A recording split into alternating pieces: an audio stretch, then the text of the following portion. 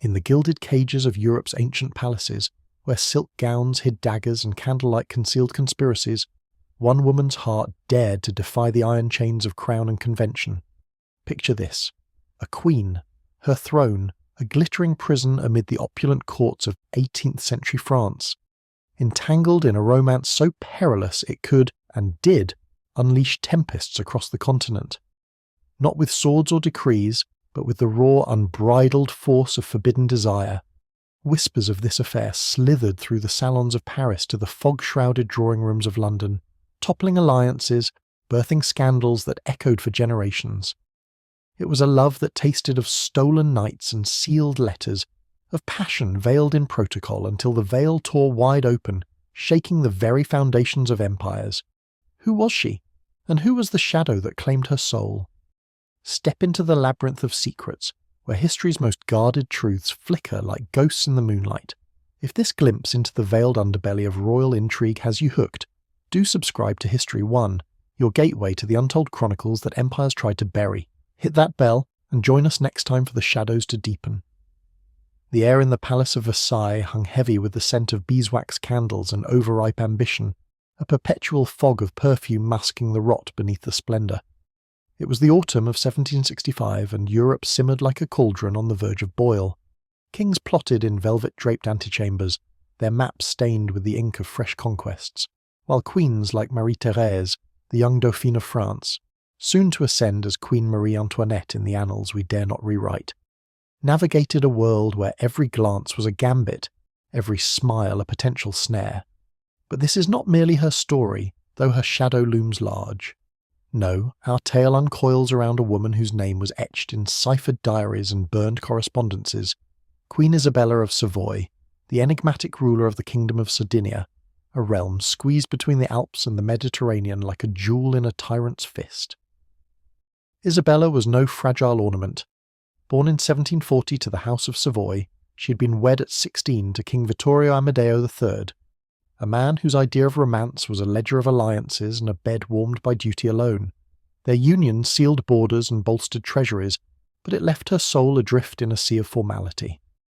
Sardinia's court, perched in the fortress-like Palazzo Reale of Turin, was a microcosm of Europe's festering intrigues.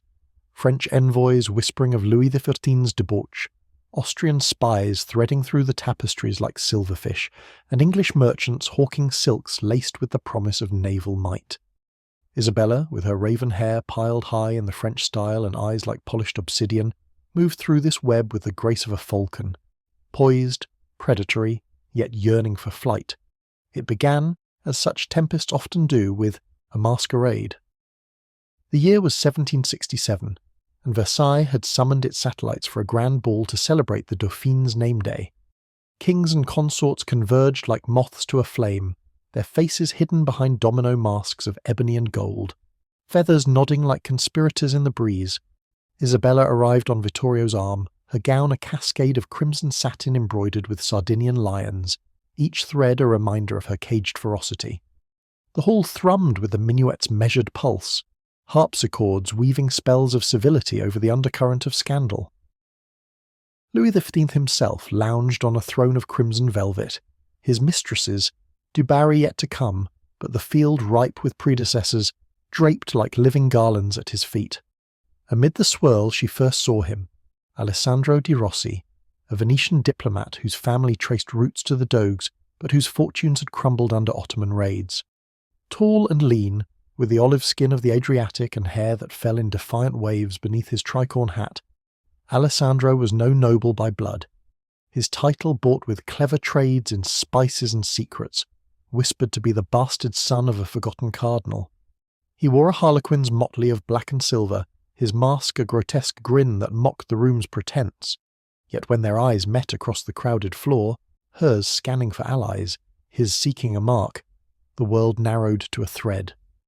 He approached under the guise of protocol, bowing low with a flourish that bespoke the canal's fluid grace. "Your Majesty," he murmured, his voice a velvet rumble laced with the lilt of Venice. "In this sea of masks, yours alone reveals the storm beneath." Isabella's laugh was a rare, unguarded trill, startling even her ladies-in-waiting. Vittorio, deep in discourse with Prussian envoys over Silesian borders, spared her not a glance. They danced then, the quadrille pulling them close in ritualized proximity, fingers brushing like sparks on tinder. He spoke of forbidden volumes in the Doge's library, tomes of alchemical lovers and poisoned chalices, while she countered with tales of alpine smugglers who ferried more than salt across the peaks, encrypted missives from Masonic lodges plotting against the Habsburg yoke. By night's end, as fireworks bloomed over the Grand Canal like vengeful stars, Alessandro pressed a token into her palm, a locket of chased silver, engraved with a rose entwined in thorns. Inside, no portrait, but a slip of vellum. The heart knows no sceptre. She should have cast it into the Seine. Instead, it burned against her corset like a brand, a secret seed taking root in the fertile soil of her isolation. Back in Turin's echoing halls, the locket became her talisman, hidden in a drawer lined with love letters from a youth she scarcely remembered. Correspondence flowed like contraband wine. His from Venice, smuggled via Genoese couriers disguised as merchants. Hers dictated to a trusted maid who burned the drafts in the hearth. Alessandro wrote of the lagoon's ghosts, the lovers of Casanova who drowned in desire's undertow, and she replied with the court's veiled daggers, like the time Cardinal Alberoni's niece had been exiled for a glance too lingering at the king. "We are all players in this grand charade," he penned, "but you, Isabella, are the script unwritten." Vittorio noticed nothing, his nights lost to hunts and hounds, his days to the grind of governance. Sardinia chafed under Austrian influence, its ports eyed by British fleets hungry for Mediterranean footholds. Isabella, schooled in statecraft by her father, advised on treaties with a mind sharpened by solitude. Yet in stolen hours, poring over Alessandro's words by candlelight, she glimpsed a life unbound. Venice's carnivals, where identities dissolved like mist, the hidden grottos of Capri, where emperors once cavorted with gods and men. The first true rendezvous came 6 months hence, in the neutral mists of Geneva. Ostensibly, Isabella travelled for medicinal waters, with her retinue, a veil thin as Geneva gauze. Alessandro awaited in a lakeside villa rented under a false name, its walls papered in scenes of Arcadian idyls. They met at dusk, the Alps' shadows clawing at the windows like jealous lovers. No words at first, only the press of bodies, urgent and unpractised, her hands fumbling with his lace cuffs as if untying the knots of her crown. He tasted of salt and sage, his touch mapping her like a cartographer charting unclaimed lands. In that chamber, secrets spilled freer than wine. Alessandro confessed his web, a freelance intelligencer for the Serenissima, trading whispers with Freemasons in London lodges and Jacobin stirrings in Parisian cellars. "Europe is a chessboard," he said, tracing her spine with a finger scarred from a duel over Cypriot silks. "And you, my queen, hold the knight that could upend the board." Isabella, flushed and fierce, revealed her own covert, a ciphered network of Savoyard nobles, loyal to the old bloodlines, who funneled gold to anti-Austrian plots. Their love was no idle dalliance, it was alliance forged in flesh, a pact against the continent's grinding machinations. Dawn brought Peril's first whisper. A Sardinian groom, bribed by Austrian agents, spied her carriage lingering too long at the villa's gates. The report winged to Vienna like an arrow, but Isabella's countermeasures, false trails via Milanese bankers, blunted it. Yet the close call ignited a fire. Letters grew bolder, assignations plotted in code, roses signifying safe houses, thorns for danger. Alessandro smuggled gifts, a vial of Venetian glass holding a tar of roses, a dagger hilted in mother of pearl, each a thread binding their worlds. As winter cloaked Turin in ermine, the affair deepened into obsession. Isabella's court whispered of her melancholies, attributing them to barrenness, no heirs yet from Vittorio's seed. In truth, she wandered the palace gardens at midnight, locket clutched, imagining Alessandro's voice in the wind's howl. He, adrift in Venice's labyrinth, penned sonnets that bled with longing, hidden in ledgers of pepper and porcelain. Europe, oblivious, churned onward, Catherine the Great's coup in Russia sending ripples to Versailles, where Louis XV's court festered with the pox of excess. But shadows lengthened. In spring 1768, a courier from Genoa brought ill tidings. Alessandro's rivals, jealous merchants of the arsenal, had unearthed a letter fragment. It spoke not of trade, but of the Queen's favour, warmer than southern suns. The fragment vanished into Habsburg hands, a spark in dry tinder. Isabella's hand trembled as she crumpled the Genoa courier's missive, the wax seal, a Habsburg eagle, already half melted from hasty travel. The fragment of Alessandro's letter, that damning sliver of poetry, had been intercepted not by chance but by design.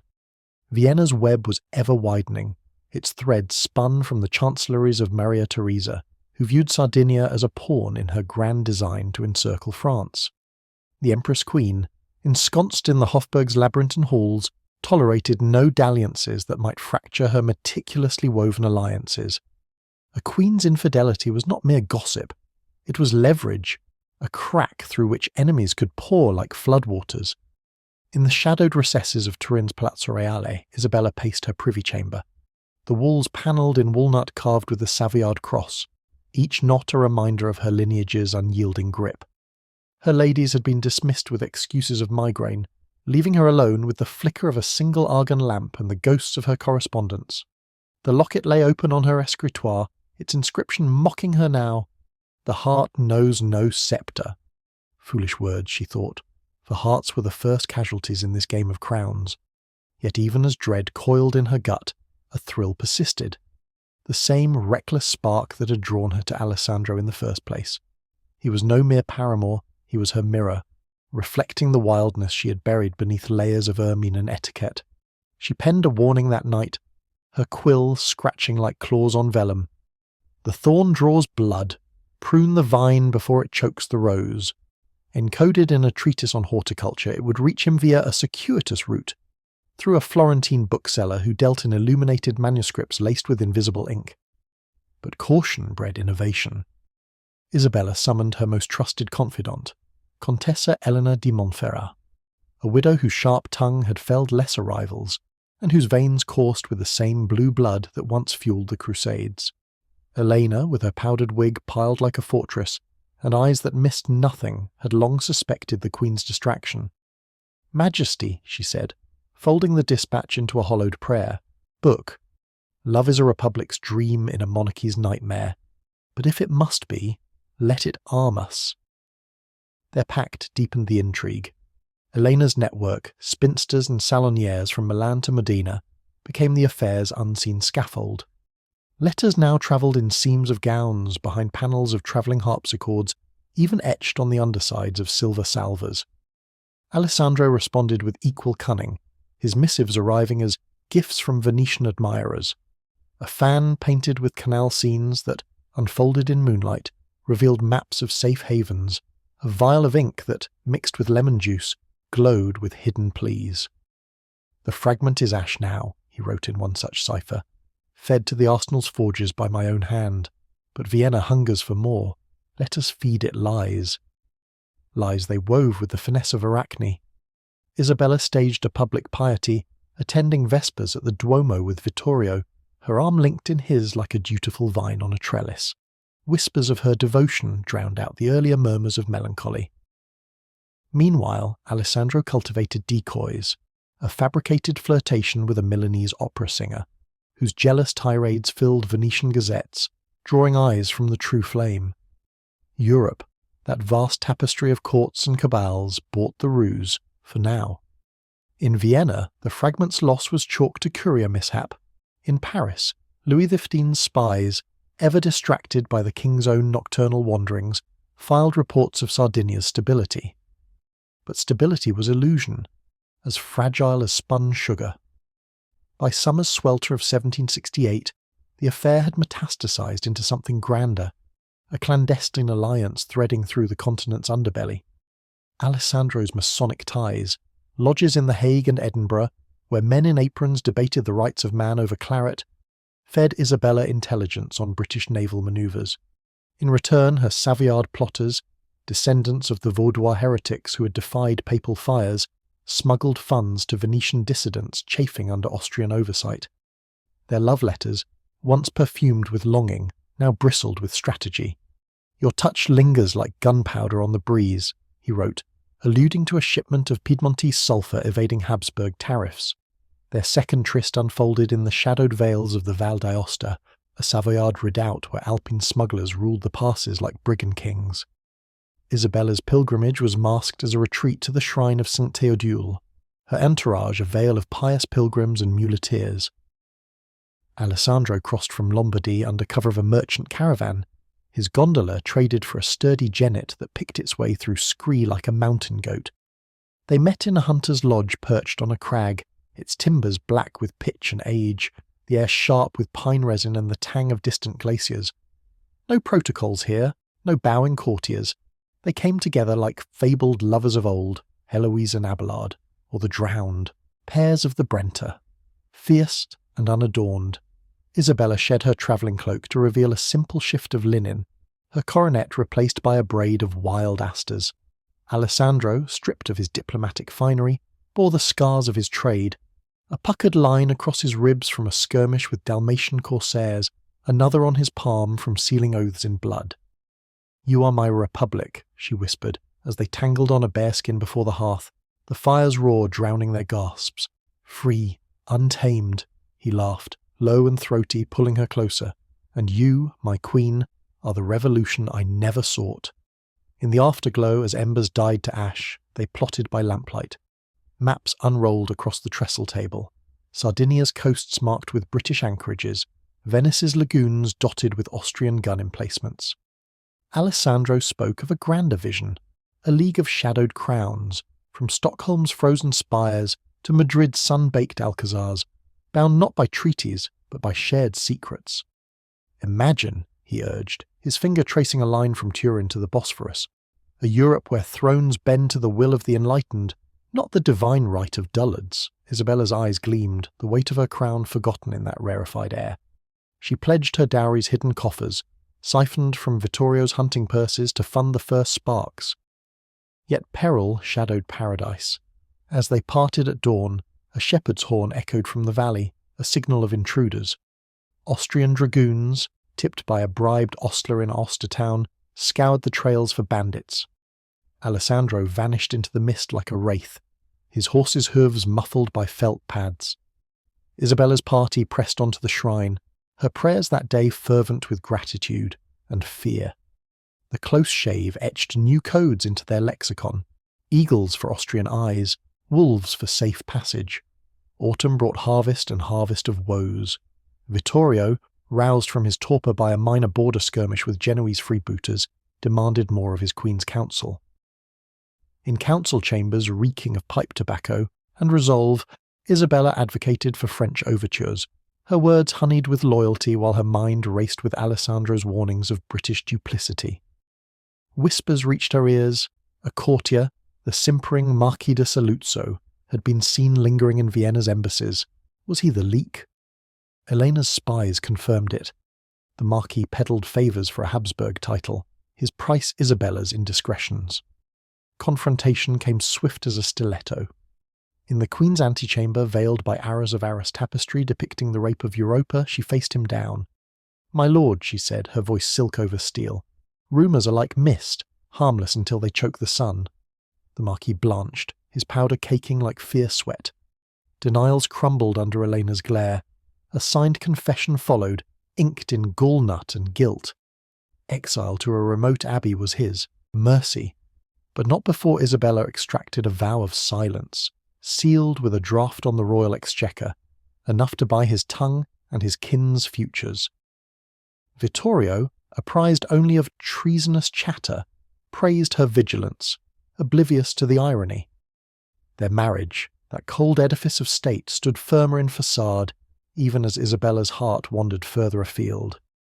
Christmas 1768 dawned white and wondrous in Turin, the Po swollen with melt, the streets alive with mummers and mulled wine.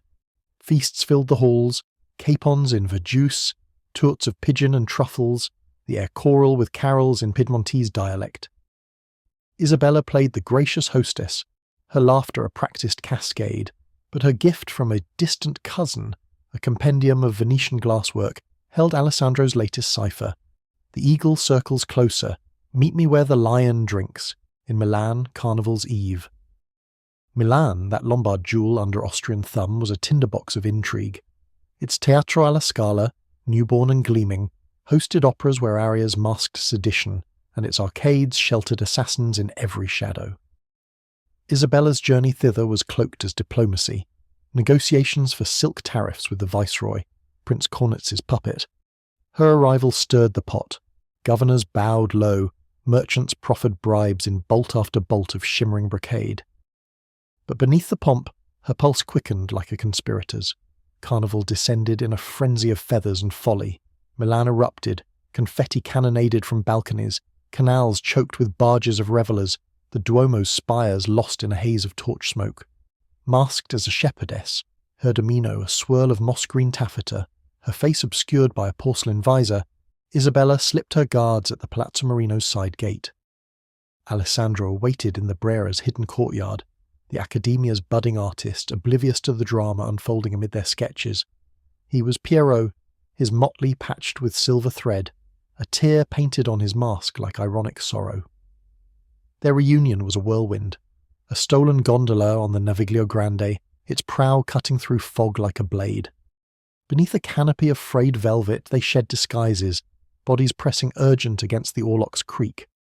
"I've dreamed of this," he breathed, his hands rediscovering her curves as if mapping a homeland long exiled. Laughter mingled with sighs, tales of narrow escapes, of letters that had arrived singed by border pyres. Milan, for that night, was their republic. No sceptres, no spies, only the lap of water and the distant wail of vials. But dawn's grey fingers pried them apart. Over chilled asti and a canal-side trattoria, they forged plans anew. Alessandro's contacts in the Carbonari, those shadowy precursors to Italy's Risorgimento, offered safe conduct to Genoa, where a neutral ship could ferry them to Corsica's wild shores. "Leave the crown," he urged, his eyes fierce as Adriatic storms. "We could vanish, forge a life in the islands, you as my Isabella, not Savoy's queen." Temptation clawed at her, vivid as the frescoes of the Certosa di Pavia. Sun-bleached cliffs, olive groves heavy with fruit, nights untroubled by protocol. Yet duty's chains, forged in her cradle, held fast. To flee is to fracture, she countered, her voice a whisper laced with regret. Sardinia would crumble, Vittorio's weakness inviting Austrian wolves. Our love must be the hidden blade, not the fleeing shadow. Reluctantly he yielded, but not without a vow. Then let it cut deep. By spring we'll strike, expose the Habsburg nets, rally the lodges. Europe shall tremble at our whisper. Parting was agony, prolonged by a final desperate embrace in the Brera's cloisters, where monks chanted lauds to an indifferent heaven. Isabella returned to her viceregal duties, her mask firmly reseated, bargaining tariffs with a smile that hid bitten lips. Whispers followed her back to Turin, of a ghostly lover glimpsed on the Naviglio, of carnival trysts that echoed Casanova's exploits. Eleanor quashed them with bribes and ballads, but the noose tightened. In Vienna, Maria Theresa's confessor unearthed a confided sin from a Milanese abbess, vague but venomous. The Empress penned a fraternal missive to Vittorio, urging vigilance against temptations of the flesh that weaken realms. Winter thawed into a treacherous spring. Blossoms burst in the orchards of Monferrato, but so did betrayals. The Marquis di Saluzzo, chafing in his abbey cell, smuggled a second confession, this one naming Alessandro by a veiled alias, the Venetian Thorn. It reached Vienna via a papal courier, who blessed the packet with holy water as if to sanctify the sin. Habsburg agents swarmed, a trade delegation to Turin, their ledgers hiding dossiers on royal routines. Isabella sensed the shift, the way courtiers' eyes lingered, the sudden scarcity of Genoese post-horses. Alessandro too felt the hounds baying. In Venice, the Council of Ten summoned him, their black cowls like judgment's shroud. Accusations flew, disloyalty to the Republic, entanglement with foreign queens. He parried with bribes and bluster, but the Doge's spies had rifled his canal-side palazzo, unearthing a lock of raven hair, hers tied with a Sardinian ribbon. Exile loomed, or worse, the Pozzi, those lightless dungeons beneath the leads, where Casanova himself had tasted despair. Desperation birthed audacity. In a ciphered plea that crossed the Alps like contraband, Alessandro proposed the unthinkable, a midnight summit in the neutral Republic of Lucca, Tuscany's verdant jewel, where Pisan exiles and Florentine bankers mingled under the Republic's lax eye. "Come to me," he wrote, "or we perish in shadows." Isabella, her nights haunted by visions of his chains, resolved to risk it. Vittorio's planned hunt in the Val di Susa provided cover, a solitary reflection. At a mountain chapel, her party light, her guards, Eleanor's pyx. Lucca in May was a symphony of deception. Olive terraces terraced like emerald steps, the Circio's waters murmuring secrets to the walls. The city, ringed by tree-lined ramparts where promenaders idled under parasols, hid a warren of palazzos once owned by silk lords now fled to France. Alessandro had secured the Villa Guinighi, a Renaissance pile with frescoed loggias overlooking vineyards that stretched to the Apuan Alps. Disguised as a noble widow from Bologna, her face veiled in black lace, her carriage unmarked, Isabella arrived at vespertide, the sun bleeding orange across the loggia's arches. He was there, gaunt from worry, his once defiant waves of hair cropped close as a convict's. Their embrace was fierce, bruising, as if to imprint souls on skin. "We've danced too close to the flame," he murmured against her throat, the scent of verbena and fear clinging to him. Over a supper of lampredotto and vernaccia, served by a deaf-mute steward bought for the week, they unravelled the noose's knots. Alessandro's Carbonari allies promised diversions, feigned riots in Trieste to draw Austrian eyes eastward. Isabella countered with a Savoyard gambit, leaking false intelligence of French incursions to provoke Vittorio into border manoeuvres, scattering the spies. But passion, that old saboteur, intruded. In the villa's canopied bed, hung with brocade faded to the hue of old gold, they lost themselves anew. Whispers turned to vows, not of flight, but of fusion. "If we cannot be free," she gasped, her nails raking his back like territorial claims, "we shall remake the cage into a kingdom." He traced the locket's chain around her neck, now worn bold against her skin. "Our kingdom," he echoed, "built on secrets that outlast stone." Morning brought counsel, not crisis. Scouts reported no tales. Lucca's neutrality held like a charmed ward. Yet as Isabella prepared to depart, a courier hammered at the villa's postern, a sealed packet from Turin, Vittorio's hand trembling on the wax. "Return at once," it read, terse as a headsman's axe. "Ill tidings from Vienna, your name entangled in webs unfit for queens." Her blood iced. The betrayal had crested. The carriage wheels churned the Tuscan dust into a choking veil as Isabella fled Lucca, the Villa Guinia shrinking like a fever dream in the rearview haze. Her heart hammered against her ribs, a war drum echoing Vittorio's summons. "Return at once. Ill tidings from Vienna, your name entangled in webs unfit for queens." The words looped in her mind, each syllable a barb. What webs? The Marquise's spilled venom, no doubt, or some fresher treachery unearthed by Habsburg bloodhounds. Eleanor rode beside her, silent as a sphinx, her fan snapping open and shut like a predator's jaws. "The king suspects nothing yet," the Contessa murmured finally, as the Apennines, jagged teeth loomed ahead. "But Vienna's missive reeks of ultimatum. We must weave faster than they unravel." Turin greeted them with a sky-bruised purple, thunder grumbling like an affronted god. The Palazzo Reale's gates creaked open to disgorge a swarm of courtiers, Vittorio's equerries, their faces etched with the strain of suppressed scandal. Isabella swept through the vestibule on a tide of forced composure, her gown trailing like a banner of defiance. The king awaited in his privy closet, a chamber cluttered with astrolabes and folios on falconry, the air thick with the musk of unwashed hounds. Vittorio Amadeo III, at 32, a bear of a man with a beard like coiled wire and eyes perpetually narrowed in suspicion, rose from his wing chair. No embrace, no inquiry after her reflections, only a thrust of a letter, its Habsburg seal cracked like a broken vow. "Read it, Isabella," he growled, his Piedmontese accent thickening with ire, "and pray it is forgery, for if true, it stains us both." Her fingers, steady despite the tremor in her soul, unfolded the vellum. Maria Theresa's script, florid and unyielding, danced before her eyes, allusions to indelicate associations with a Venetian interloper, backed by affidavits from Milanese confessors and Aosta shepherds. The Empress Queen, ever the pious spider, wove piety into her threat. Such frailties imperil not only your sacred union, but the bulwark against Gallic encroachments.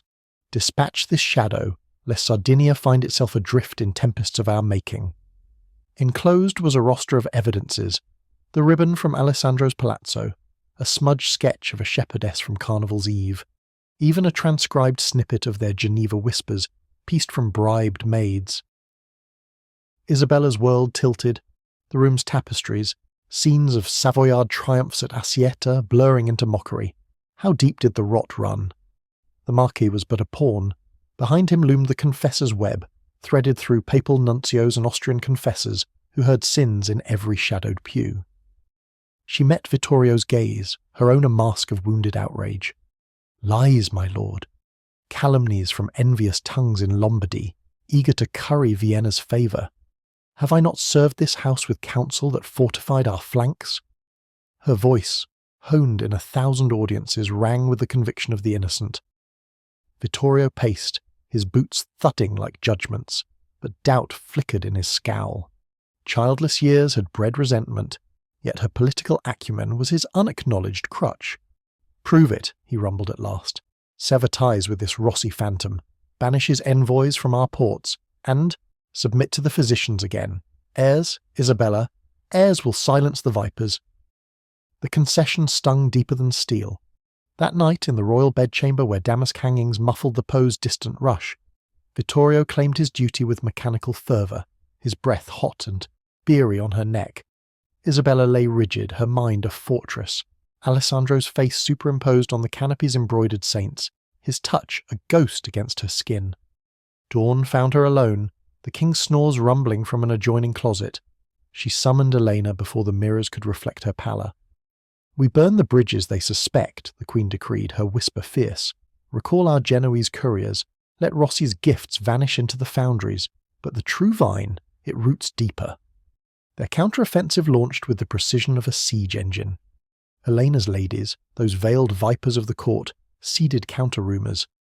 The Venetian thorn was a Habsburg plant, a seducer tasked with compromising Savoy to justify invasion. Ballads circulated in Turin's taverns, tunes of a faithless queen avenged by Alpine blades, twisting the narrative to paint Isabella as victim, not villain. Meanwhile, forged dispatches flew to Venice, a plea from loyal Rossi, denouncing the affair as calumny, his signature a flourish over invisible ink that, revealed under flame, confessed the plot's architects. Alessandro, forewarned by a falcon-swift rider from Lucca, played his part from the lagoon's edge. He staged a public rupture, duelling a fabricated rival over slanderous whispers, the wound to his arm grave enough for gazettes, shallow enough for swift healing. Europe, that gossip mill of guilt and grudge, began to churn in their favour. In Versailles, Louis XV's maîtresses dissected the tale over petit point, dubbing it the Sardinian soap. The Dauphine, Marie Antoinette's precursor in intrigue, penned a sympathetic note to Isabella, laced with French offers of asylum and spies. From London's fog-bound clubs, Horace Walpole quilled dispatches to his Strawberry Hill circle. A queen's heart, snared by a canal rat, the Alps shall run with ink before with blood. Even in Vienna the tide turned subtly. Maria Theresa, besieged by Polish partitions and her son's marital machinations, shelved the dossier for more pressing prey. Yet victory's nectar soured swiftly. In the sweltering July of 1769, as Sardinia's vineyards swelled with promise, a courier from Modena arrived sodden with sweat and dread. Alessandro's Carbonari allies had been rolled up in a midnight raid. Trieste's taverns emptied, their leaders trussed like game fowl for the Hofburg's cells.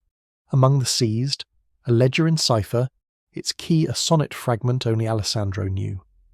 It detailed not just plots, but passions, assignations coded as shipments of Murano beads, funds siphoned as repairs to the arsenal's ghosts. Worse, a portrait, miniature exquisite, tucked in the spine, Isabella's profile captured by a Brera artist during Carnival, her eyes alight with forbidden fire.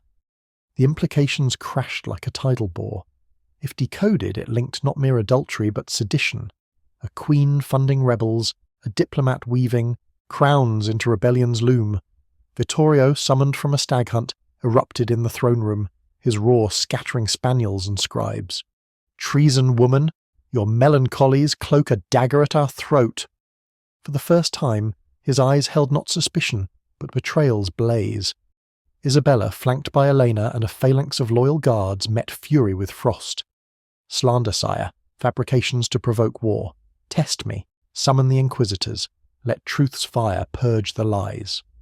Her gambit was desperate. Inquisitorial thumbscrews could wring confessions from stone, but also from coerced witnesses. The trial by proxy unfolded in the palace's undercroft, a vaulted crypt where torches guttered on walls slick with seepage. Accusers paraded. The Modena courier, trembling under Vatican robes, a reformed Carbonari wretch, his tongue greased with Austrian gold. Isabella's advocates countered, forged alibis, bribed testimonies painting the portrait as a courtier's fancy. Hours bled into a night of Stygian debate, the air rank with fierce sweat and incense. Dawn broke with a verdict teetering on whim, acquittal conditional on penitence, a pilgrimage to Loreto, exile of all Venetian contacts, and a public oath of fidelity before the Turin Synod. Vittorio, drained and doubting, conceded. But the fracture lingered, a hairline crack in marble. As Isabella departed for Loreto's basilica, her litter a cage of gilt bars, she dispatched a final cipher to Alessandro, hidden in a rosary's beads. "The web tightens, sever or be snared, yet my heart remains your republic's flame." His reply, weeks later, via a Portuguese smuggler dodging Gibraltar's guns, was a blade wrapped in silk. Flight, then, to the Isles. Corsica calls, Pauli's rebels our shield. Meet at Ajaxio's cove, Equinox's eve, or watch empires devour us both. The equinox of 1769 burned with autumn's fever. Sardinia's coasts smouldered under sirocco winds, olive branches thrashing like supplicants. Isabella's pilgrimage had morphed into a covert exodus. Her return from Loreto a feint, her true path veering south through Riviera smugglers' dens. Eleanor orchestrated the vanishing. Courtiers fed tales of a prolonged retreat for health, decoy carriages rattling north to the lakes. The Queen herself, swathed in a fisherman's hood and skirts of homespun serge, boarded a felucca at Savona, its sails bellying like conspirators' cloaks. The sea was a mercurial lover, glass-smooth 1 hour, clawing gales the next, as if Neptune himself wagered on their doom. Ajaccio hove into view on the third dawn, Corsica's mountains clawing the sky like defiant fists. Pasquale Pauli's Republic, that thorn in Genoa's side, teemed with exiles, English adventurers, French philosophes, Italian Carbonari nursing grudges over Uzo. Alessandro awaited at the cove, a smuggler's bolt hole framed by mucky scrub and tamarisk. He looked forged anew in the island, sun. Leaner, sun-bronzed, a brace of pistols at his belt and a Paulisto scarf knotted like a vow. Their reunion shattered words. He pulled her from the surf, salt-stung and sobbing, their kiss a tempest of relief and ruin. In a goatherd's hut perched above the bay, thatched with asphodel and smelling of goat cheese and gun oil, they plotted escape's endgame. Pauli's men promised a brig to Algiers, then onward to the Levant, Anatolian hills where Ottoman sultans turned blind eyes to infidels' whims. "A life of olives and intrigue," Alessandro murmured, his fingers interlacing hers over a map scarred with escape routes. No thrones, only horizons. Isabella, the crown's weight lifting like morning mist, traced his scars. "Our secret shall seed more than scandal, a whisper that topples the old order." But fate, that capricious scribe, had other inks. As they slipped toward the brig under cover of dusk, horns wailed from the headland, Genoese galleys tipped by a traitor's tongue, slicing the strait like avenging seraphs. Cannon smoke bloomed, iron hail churning the waves. Alessandro shoved her toward a skiff, his cry lost in the roar. "Go! Live the revolution we dreamed!" Bullets whined, splintering the gunwale. He fell, crimson blooming on his shirt like a rose in thorns. Isabella's skiff beached her on a pebble spit, Pauli's rebels hauling her to safety amid the maki. From hidden aeries she watched the fray, the felucca ablaze, Alessandro's form vanishing into the inferno. Grief carved her hollow, but resolve tempered it to steel. Word winged to Turin, Vittorio's court mourning a tragic drowning at sea, the Queen miraculously spared by saint's grace. Europe exhaled, the scandal snuffed, alliances intact. Yet in shadowed salons from Madrid to Moscow, whispers persisted of a queen's ghost haunting Corsica's winds, plotting with spectres, years unfurled like a palimpsest. Isabella returned, barren no more, Vittorio's seed finally taking root in duty's soil, heirs to mask the void. But her eyes, once obsidian fire, held the sea's unrest. Eleanor's network endured, threading Carbonari fires into the Risorgimento's blaze, and in Venetian attics, amid ledgers of lost loves, Alessandro's locket resurfaced, passed hand to hand by those who knew. The heart indeed knows no sceptre, it topples them. Years slipped through the fingers of time like grains of hourglass sand, each one grinding finer the edges of Isabella's resolve, yet polishing the legend of her lost love into something sharper, more enduring than the crowns she wore. By 1770, Sardinia's court had settled into a brittle peace, the scandal's embers banked under layers of protocol and progeny. Vittorio, buoyed by the birth of their first son, a squalling prince named Carlo Emanuele, heir to the Savoyard cross, grew lax in his suspicions, his days devoured by manoeuvres against the encroaching shadow of Republican fervour stirring in Geneva's salons. Isabella, mother now to a fragile legacy, moved through the Palazzo Reale like a spectre in widow's weeds, her public smiles as fixed as frescoes, her private hours haunted by the crash of Corsican waves and the acrid bite of gunpowder.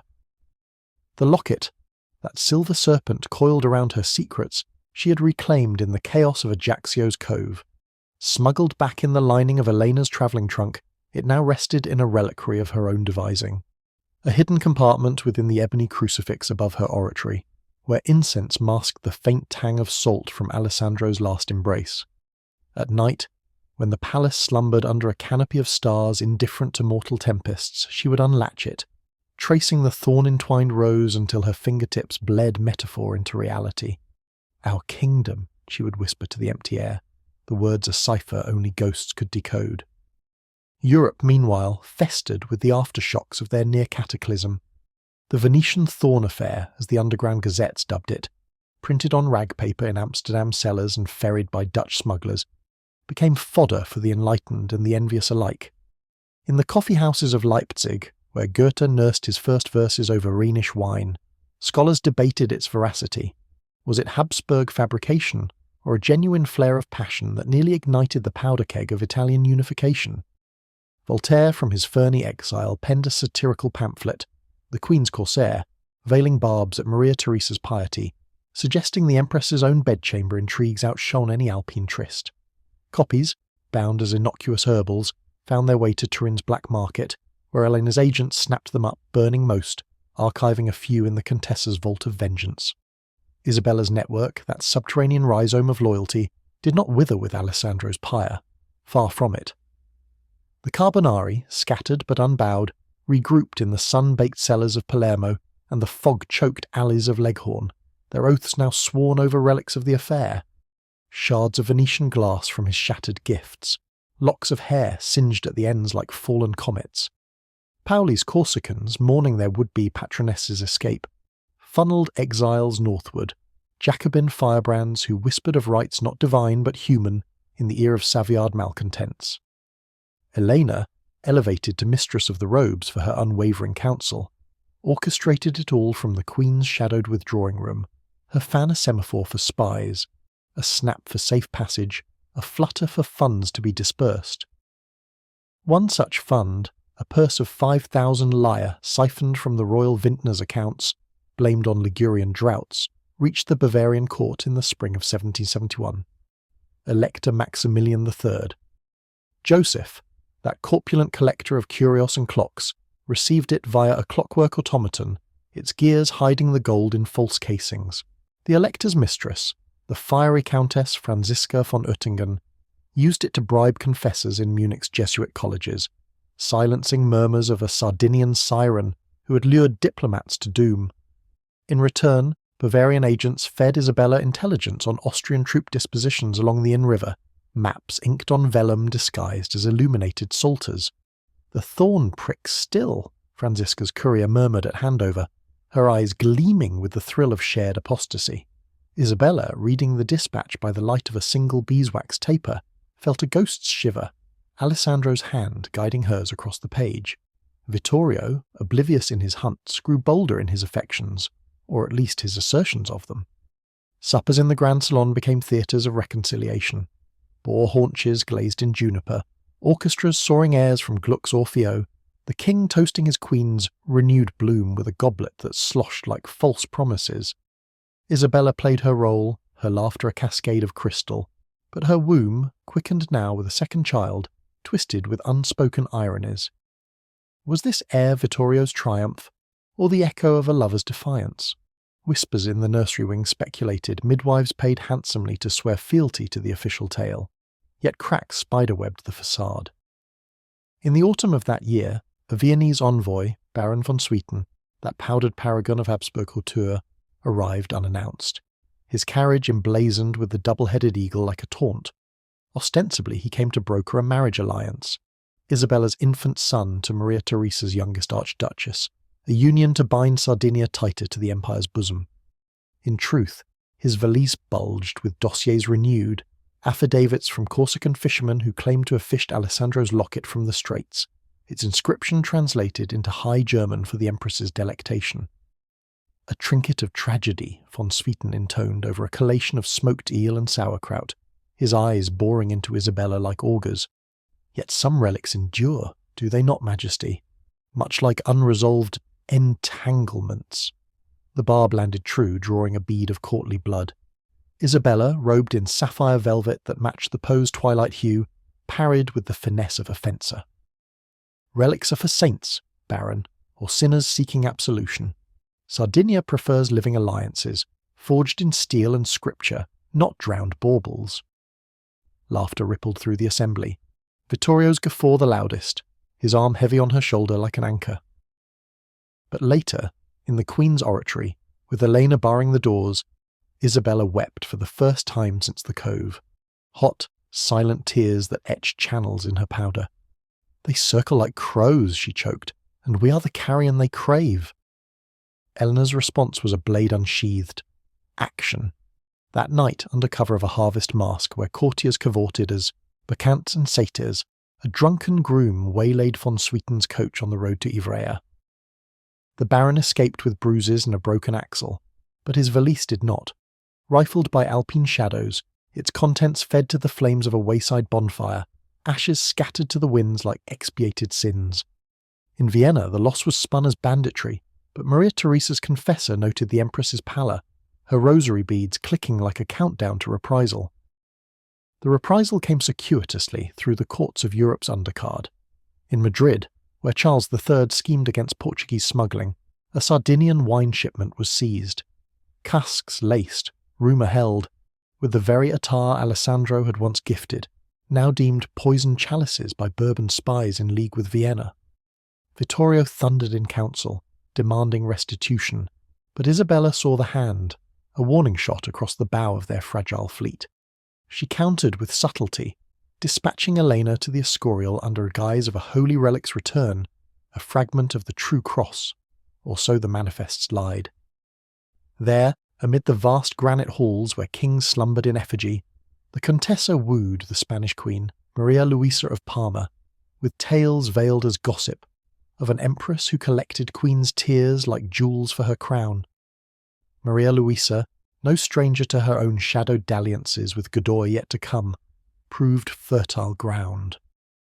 By winter's grip on the Tagus, Spanish galleons patrolled the Ligurian Sea with unwanted vigour, escorting Sardinian merchants past Genoese reefs.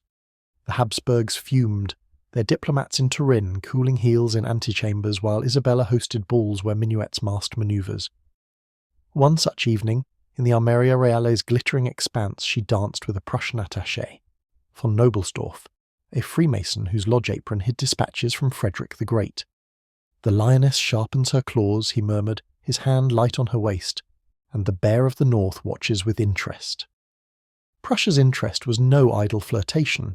Frederick, that flute-tooting philosopher-king, saw in Isabella's web a lever against Austrian dominance, funds for Silesian garrisons, intelligence on Viennese levies. Their correspondence bloomed in code. Botanical treatises where roses signified rebates, thorns tariffs thwarted. Alessandro's ghost loomed large in these exchanges, his Masonic ties invoked like a talisman. "He would approve," Frederick scrawled in one, the ink smudged as if by a spectral hand. Isabella, reading by the oratory's grate, felt the old fire kindle, not just survival, but subversion. As 1772 dawned, heavy with the scent of snow on the Matterhorn, Isabella's second confinement yielded a daughter, Madalena, named for the repentant saint, her cries a clarion in the dawn. Vittorio paraded the babe before envoys, his pride a bulwark against lingering doubts. But in the lying-in chamber, with wet nurses dismissed, and Elena, at vigil, Isabella pressed the locket to the infant's brow. "Carry the thorn," she breathed, "and let it draw the blood of tyrants." The child gurgled, oblivious, but in that moment the affair's legacy crystallized. Not a scandal snuffed, but a seed sown in royal blood, waiting for spring's revolutionary reign. Whispers from the east grew urgent. In Warsaw, the partitions carved Poland like a feast for eagles, and Russian Cossacks, Catherine's wolves in human skin, eyed the Alps with hunger. Elena's couriers brought tales of Venetian unrest, the Council of Ten cracking down on Carbonari cells, inquisitors dredging canals for submerged sedition. One dispatch, waterlogged and desperate, arrived from a Trieste safe house. The locket's twin surfaces, seek it in the Doge's archives under Rossi's seal. It holds the map to our unfinished league. Isabella's pulse quickened. A twin? Had Alessandro forged a duplicate, a safeguard against the pyre? The quest ignited a fresh gambit. Disguised as a pilgrimage to Venice, Vittorio's blessing bought with a promise of indulgences for his huntsman's sins, Isabella set forth in Lent's grey shroud, her barge slicing the lagoons like a dagger through silk. Eleanor remained in Turin, a regent in all but name, quelling courtly tremors with bribes and balms. The journey was a gauntlet of guises. At Ferrara, she was a merchant's widow bartering lace. At Padua, a scholar's aunt perusing Galen's tomes. Venice welcomed her with Carnival's dying echoes, confetti swept into gutters, masks dangling like hanged men from gondola prows. The Serenissima's canals gleamed treacherous under a sickle moon, their reflections twisting palazzos into funhouses of deceit. Isabella lodged at the Cadoro, that golden house of forgotten doges, its frescoes peeling like old skin. By day she paid calls on patrician dames, her condolences for poor Rossi's mishap, a probe for loose tongues. By night she slipped into the city's underbelly, the Ridotto's gaming hells, where faro tables hid ciphered wagers, the Squero shipyards, where caulkers whispered of smuggled arms bound for Pauli's Isle. The archives yielded their prey on the fourth eve, courtesy of a bribed archivist, Fra Bernardino, a Dominican whose vows bent for ducats. In the Marziana Library's scriptorium, amid scrolls that smelled of dust and damnation, he unearthed a cedar coffer sealed with wax the hue of dried blood. Rossi deposited it months before the end, the friar muttered, his cowl shadowing eyes like guilty coins. For a lady of the mountains, swore me to silence on pain of excommunication. The coffer cracked open to reveal not maps, but letters, dozens, bundled in ribbons of Sardinian blue. Alessandro's hand, bold and unrepentant, blueprints for their dreamed league, alliances sketched from Lisbon to Livorno, each node a Masonic lodge or disgruntled duke. One epistle pierced, deepest, dated from Ajaxio's eve. If flames claim me, let this be our pyre's phoenix. The twin locket guards the key, swallowed by the Doge's lion, retrievable by blood of the rose. Burn this, my Isabella, or wield it as the sceptre we denied. Her blood, the rose's blood. Trembling, she pricked her thumb on the coffin's hinge, daubing the seal until it yielded a false bottom, a miniature locket, identical to hers, its interior a micrograph of roots and names, etched so fine as to mock the naked eye. Dawn found her on the Rialto, the locket chained beside its mate, the canals awakening to fishermen's calls. Venice, that queen of decay, seemed to hold its breath, a conspirator in her resurrection. But as her barge cast off for the open laguna, a shadow detached from the mist, a black felucca, oars muffled, its prow bearing the eagle's glint. Habsburg pursuers, scenting the archive's breach. Gondolas scattered like startled fowl. Isabella's crew, Carbonari in mariner's guise. Unlimbered blunderbusses, the first volley shattering the dawn. The chase wove through the Giudecca's maze, cannon smoke veiling saints on spires. Bullets whined, splintering the barge's rail. Isabella clutched the lockets, her free hand steadying a pistol borrowed from the steersman. "For the Republic!" she cried, her shot finding a pursuer's tiller, sending the felucca yawing into a piling. Cheers erupted from hidden windows, Venetians, ever the opportunists, pelting the Austrians with offal and oaths. The black ship foundered, its crew hauled to the Pozzi's depths, but not before a grapnel snagged Isabella's hem, tearing free a scrap of her veil. She reached the mainland at Chioggia, breathless and blooded, the locket safe against her heart. Word preceded her to Turin. The Queen returns victorious from the Lion's Maw. Vittorio met her at the gates with a cortege of trumpets, mistaking triumph for piety. In private, over Malvasia in the privy chamber, she unveiled the find, not all, a select chief to stoke his anti-Habsburg ire. "Venice owes us debts," she lied smoothly, "repaid in secrets that arm our house." His eyes, for once alight with something akin to awe, pledged galleys to Paoli's cause. The League stirred anew, tentative tendrils reaching from Prussian barracks to Spanish armories. Isabella, architect of its shadow, felt Alessandro's presence in every dispatch. A laugh in the wind, a spark in the cipher. Europe trembled on the cusp, unaware that a queen's forbidden flame had kindled the blaze that would one day consume its thrones. The canals of Venice receded like a lover's sigh as Isabella's barge cleaved the Adriatic's chop, the twin lockets heavy as anchors against her breast. Salt spray stung her eyes, blurring the horizon where sky met sea in an eternal indifferent truce. She had escaped the Serenissima's snares by the skin of her teeth, gondolas splintered, Habsburg oarsmen, cursing in drowned Viennese accents, but victory tasted of ash. Alessandro's letters, those fragile testaments to their audacity, lay bundled in her lap, their seals unbroken save for the one that had yielded the micrograph's secrets. A web of names and routes that could, if ignited, set the peninsula ablaze from the Tiber to the Tagliamento. "The Lion's Maw yields its cubs," she murmured to the wind, a half prayer, half imprecation. But cubs grew fangs, and fangs drew blood. Turin enveloped her return in the hush of early spring, 1773's thaw turning the Po's banks to mud-slicked battlegrounds, where courtiers slipped and spied in equal measure. Vittorio, ever the huntsman at heart, greeted her at the Mole Antonelliana's shadow with a procession more fitting a conqueror than a pilgrim. Falconers with hooded birds on gauntlets, trumpeters blasting fanfares that echoed off the Alps like defiant echoes. "You bring grace from the lagoons, my queen," he boomed, clasping her hand with a grip that bespoke possession more than passion. His eyes, however, darted to her baggage train, ox carts groaning under crates of Venetian reliquaries, and lingered, a flicker of the old suspicion. Isabella met it with a smile honed on 1,000 mirrors, pressing a pearl rosary into his palm. "Grace and gratitude, sire. The Doge sends prayers for our heir's vigour." In the palace's labyrinth, away from prying equerries, Eleanor awaited like a gargoyle come to life, her face a map of withheld intelligence. The Contessa's withdrawing room, papered in damask the colour of congealed blood, served as their warren. A table strewn with astrolabes for astronomical alibis, inkwells disguised as snuff-boxes for ciphered inks.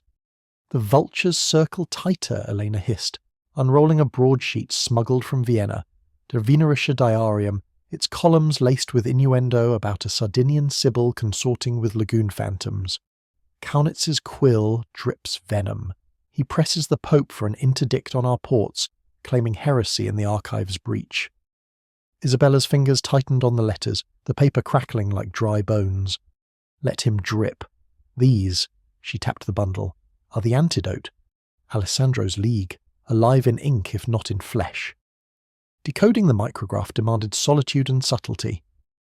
By the light of a shielded lantern in the oratory, its crucifix now a vault for both lockets, Isabella applied a lens ground by a Monferrato optician, its facets catching the etchings like stars in a spyglass.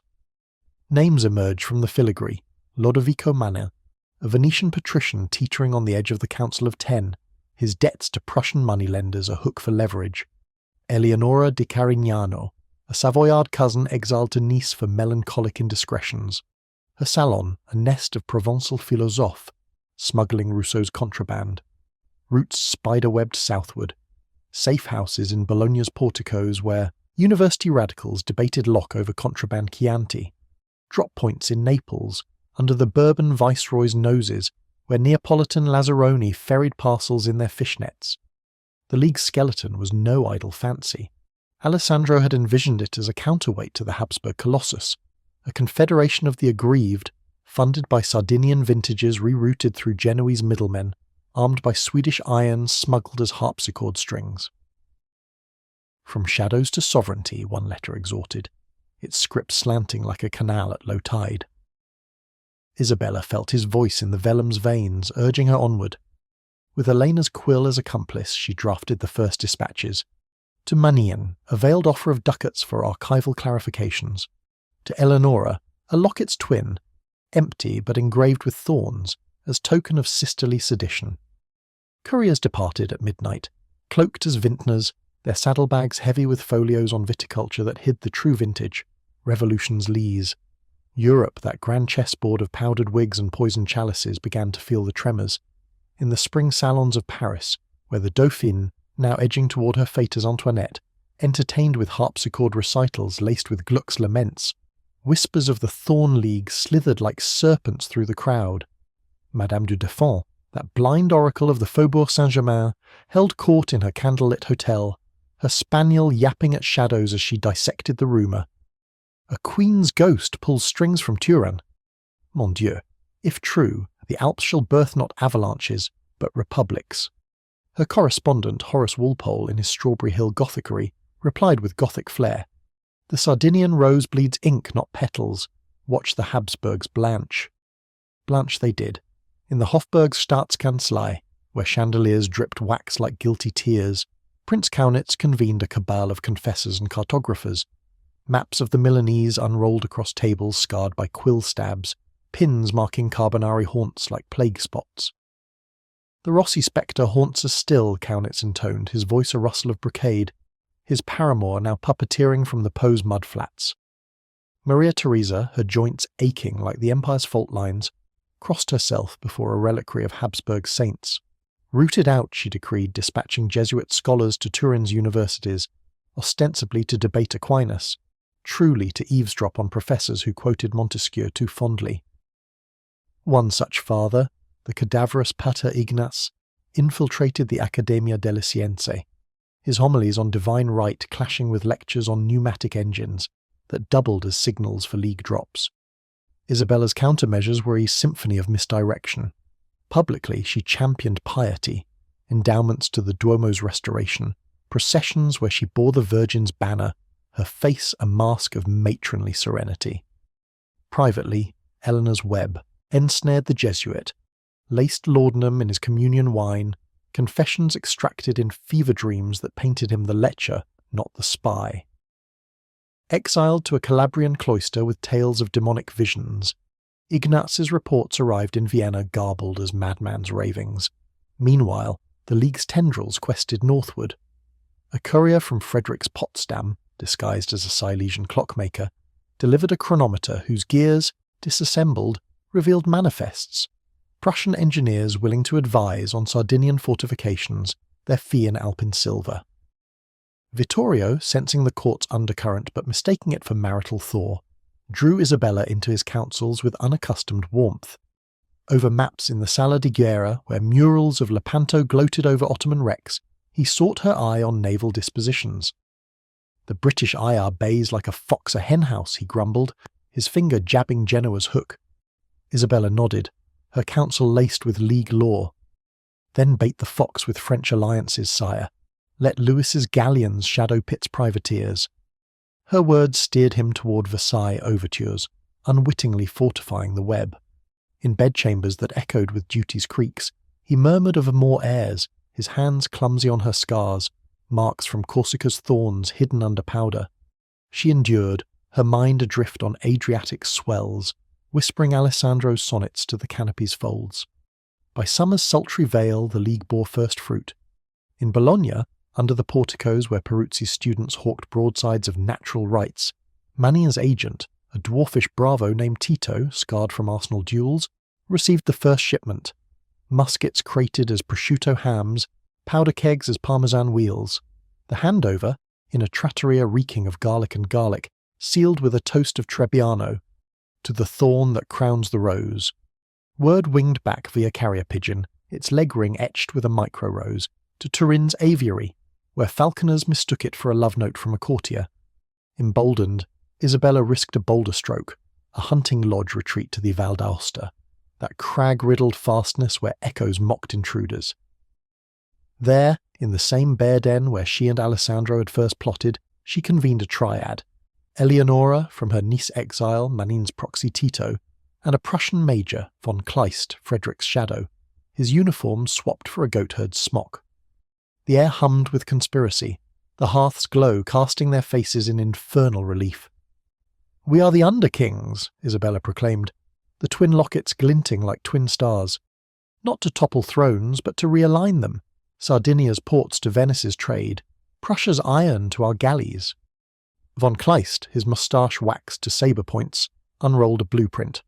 A chain of signal towers along the Ticino, their beacons coded in Gluck's motifs, relaying from Berlin to Bonaparte's future Corsica. Tito, nursing a flagon, spat into the rushes. "The 10 smell it. The Pozzi yawn for us." Eleonora, her fan fluttering like trapped birds, countered with Provençal gold. Voltaire's circle pledged pamphlets. The Queen's Corsair reprinted as penny dreadfuls to stir the piazzas. As thunder rumbled from the Mont Blanc's brow, they swore the oath on Alessandro's letters, blood pricked from thumbs mingling in a chalice of Geneva. "By the thorn's blood," they chorused, "the rose shall bloom red." Peril crashed the idyll at moonrise. Hoofbeats echoed from the pass, Austrian lancers, tipped by a bribed ostler in Auster's lowlands, their cuirasses gleaming like judgment scales. The lodge erupted, von Kleist barricading the door with a trestle, Tito priming a blunderbuss with goat-fat wadding, Eleonora and Isabella fleeing to a rear goat track, cloaks snagged on brambles like fleeing fates. Shots cracked the night, leaden bees whining through shutters. The Prussian sabre sang, felling 2 before a lance pinned his thigh. "Go, Rose," he bellowed, as flames licked the thatch from a flung torch. Isabella and Eleonora plunged into the scree, the Alps' breath icy on their lungs, the twin lockets jouncing like hearts in flight. Behind, the lodge blazed a beacon for the League. Sacrifice or signal? Dawn found them in a hermitage, monks smuggling them south in mule litters disguised as pilgrims' gear. Turin learned of the bandit raid via official gazettes, Vittorio raging in the throne room, but Isabella's return, breathless, bandaged, spun it as heroism. "Austrian wolves at our door, sire. We must bare teeth." Her words kindled his war fever, galleys fitting out for Ligurian patrols. The raid's ripples lapped at Europe's shores. In Vienna, Kaunitz crowed premature triumph, but the slain goatherd von Kleist's body, stripped and sunk in a tarn, yielded no Prussian links. Instead, broadsheets surfaced in Milan. The Thorn's Revenge, ballads of a queen's valour, sung by laundresses to the tune of Lillibolero. Frederick in Sanssouci's vine-draped groves chuckled over dispatches toasting "the rose that draws Habsburg blood," and in Turin's oratory, Isabella chained the lockets to her rosary, their weight a rosary of resolve. The affair, once a forbidden flame, now a continental conflagration, shaking alliances like leaves in a gale. The embers of the Val d'Aosta blaze smouldered for weeks in the League's collective memory, a pyre that both mourned and marked. Von Kleist's body, hauled from the tarn by opportunistic scavengers, Vaudois heretics with grudges against Viennese inquisitors, vanished into the high pastures, his sabre buried with rites more pagan than Prussian. Whispers claimed his ghost patrolled the passes, sabre singing to wayward travellers of thorns and roses, but Isabella knew better. Ghosts were ink on vellum, not wind in pines. Back in Turin's gilded grip, she nursed her scrapes with salves of comfrey and cunning, the twin lockets now a necklace of necessity, concealed beneath her ruff like a penitent's scourge. Summer 1773 cloaked the Po Valley in a haze of heat and harvest, vines sagging under grapes like secrets too heavy to bear. Vittorio, inflamed by the raid's audacity, plunged into martial fervour. Arsenals clanged with the forging of carronades, conscripts drilled on the plains of Moncalieri to the rat-a-tat of Swiss fifes. "The eagle talons our flanks," he declared in council, his fist pounding a table inlaid with maps of the Milanese, oblivious that his queen's whispers had baited the very trap. Isabella, seated at his right in a gown of tawny brocade that echoed the autumn leaves, inclined her head with wifely deference. "Then let us feather our arrows with French barbs, sire, alliances that pierce deeper than steel." Her eyes met Elena's across the chamber, a flicker of shared sorcery. Versailles, that font of frivolity and firepower, was the League's next loom. Elena, ever the spider in silk, spun the thread. Her couriers, disguised as lace peddlers from Laon, slipped across the Mont-Cenis in mule trains laden with bolts of Alençon point, their hems hiding dispatches etched in milk on vellum, revealed only by firelight. To the Duchesse de Gramont, that Parisian arbiter of whispers whose salon rivaled the Tuileries for intrigue, went a parcel, a Sardinian shawl embroidered with thorned roses, its pattern a cipher for drop points along the Rhône. "Wear it to the opera," Isabella's note enjoined, "and let the shadows dance." The Duchesse, no stranger to her own king's nocturnal wanderings, complied with glee, her box at the Salle Favart becoming a beacon for League envoys, philosophes like d'Alembert, smuggling encyclopédie addenda laced with anti-Habsburg screeds, arms dealers from Saint-Étienne, hawking flintlocks as hunting curios. Paris, that bubbling cauldron of corsets and cabals, swallowed the bait whole. By All Saints' Tide, when the Seine ran chill and chestnut sellers hawked their wares under gaslit arcades, the Thorn League's French filament flickered to life. A clandestine supper at the Duchesse's Hotel Particulier, oysters from Arcachon, truffled foie gras, champagne fizzing like suppressed laughter, gathered the ilk, the Comte de Saint-Germain, that alchemical charlatan whose elixirs promised eternal youth, and whose true trade was eternal grudges. Madame Geoffrin, the salonière whose wit could flay a Jesuit, and a young Corsican captain, one Bonaparte, on leave from the École Militaire, his eyes sharp as Chianti corkscrews over the rim of his glass. "The Alps are but a rampart," Saint-Germain purred, his rings glinting like false stars, "and ramparts fall to those who know the mason's mark." Bonaparte, scarce 16, nodded with the gravity of exile's air, his sketchbook, filled not with artillery angles but with maps mirroring Alessandro's micrograph. Isabella's proxy, a Milanese soprano named Lucia Rossi, no kin, but a name invoked like a talisman, ferried the accords back across the border, her aria from Gluck's Alceste at the Regio a cover for the handover. In Turin's green room, amid wilting laurels and the scent of orris powder, she pressed a locket, thorns etched finer than a spider's web into Elena's palm. "The rose extends its petals westward," Lucia trilled, her voice a vibrato of victory, "and the boy from Ajaccio, he speaks of thunder from the south." Eleanor's fan snapped shut, a pistol's cock. "Thunder we shall orchestrate." But orchestration invited discord. Winter's iron gauntlet clamped down in 1774, snowdrifts sealing the passes like conspirators' oaths. Vittorio, felled by a fever from a damp hunt, ague that turned his cough to blood-flecked hacks, took to his bed, physicians hovering like vultures in black bombazine. The court teetered, factions jockeyed for regency, the Carignano branch sniffing opportunity like hounds on a cold scent. Isabella, thrust into the void, wielded the sceptre with a hand steadied by Alessandro's ghost. Proclamations flew from the chancellery, tariffs hiked on Austrian wool, bounties on Ligurian privateers.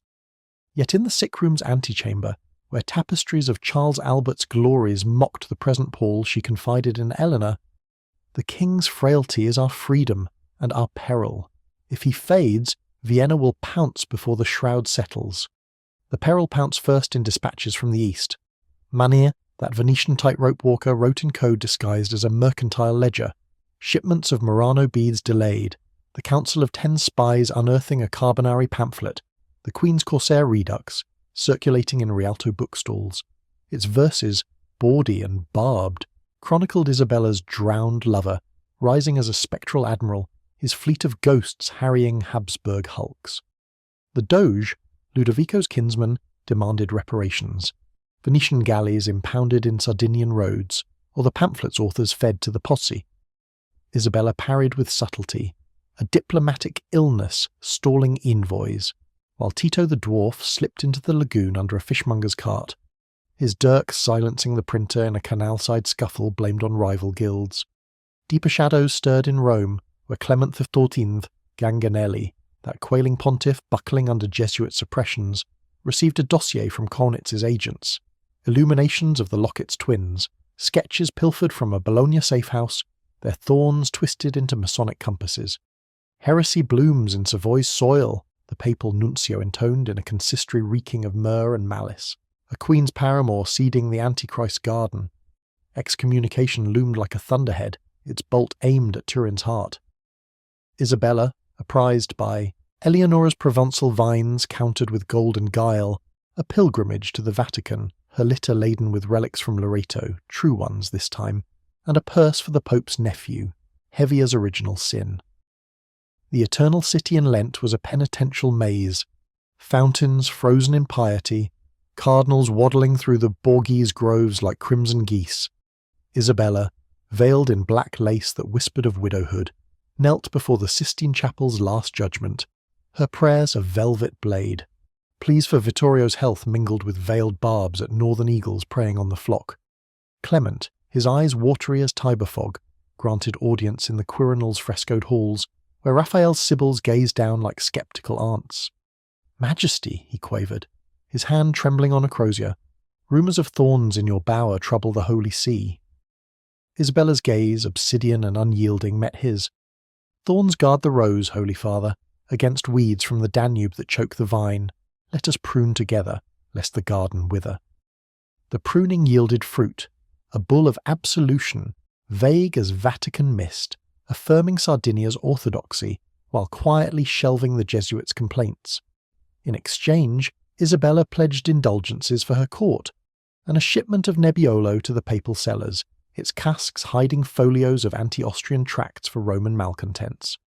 Returning to Turin as spring's heralds unfurled, crocuses piercing the snow like hopeful daggers, she found Vittorio mending, his colour returning with the swallows. "You are my bulwark," he rasped, clasping her hand in the bedchamber's gloom, the air thick with valerian and victory. She smiled, the lockets warm against her skin. "And you, sire, the realm's oak. Oak or no, the league's roots delve deeper."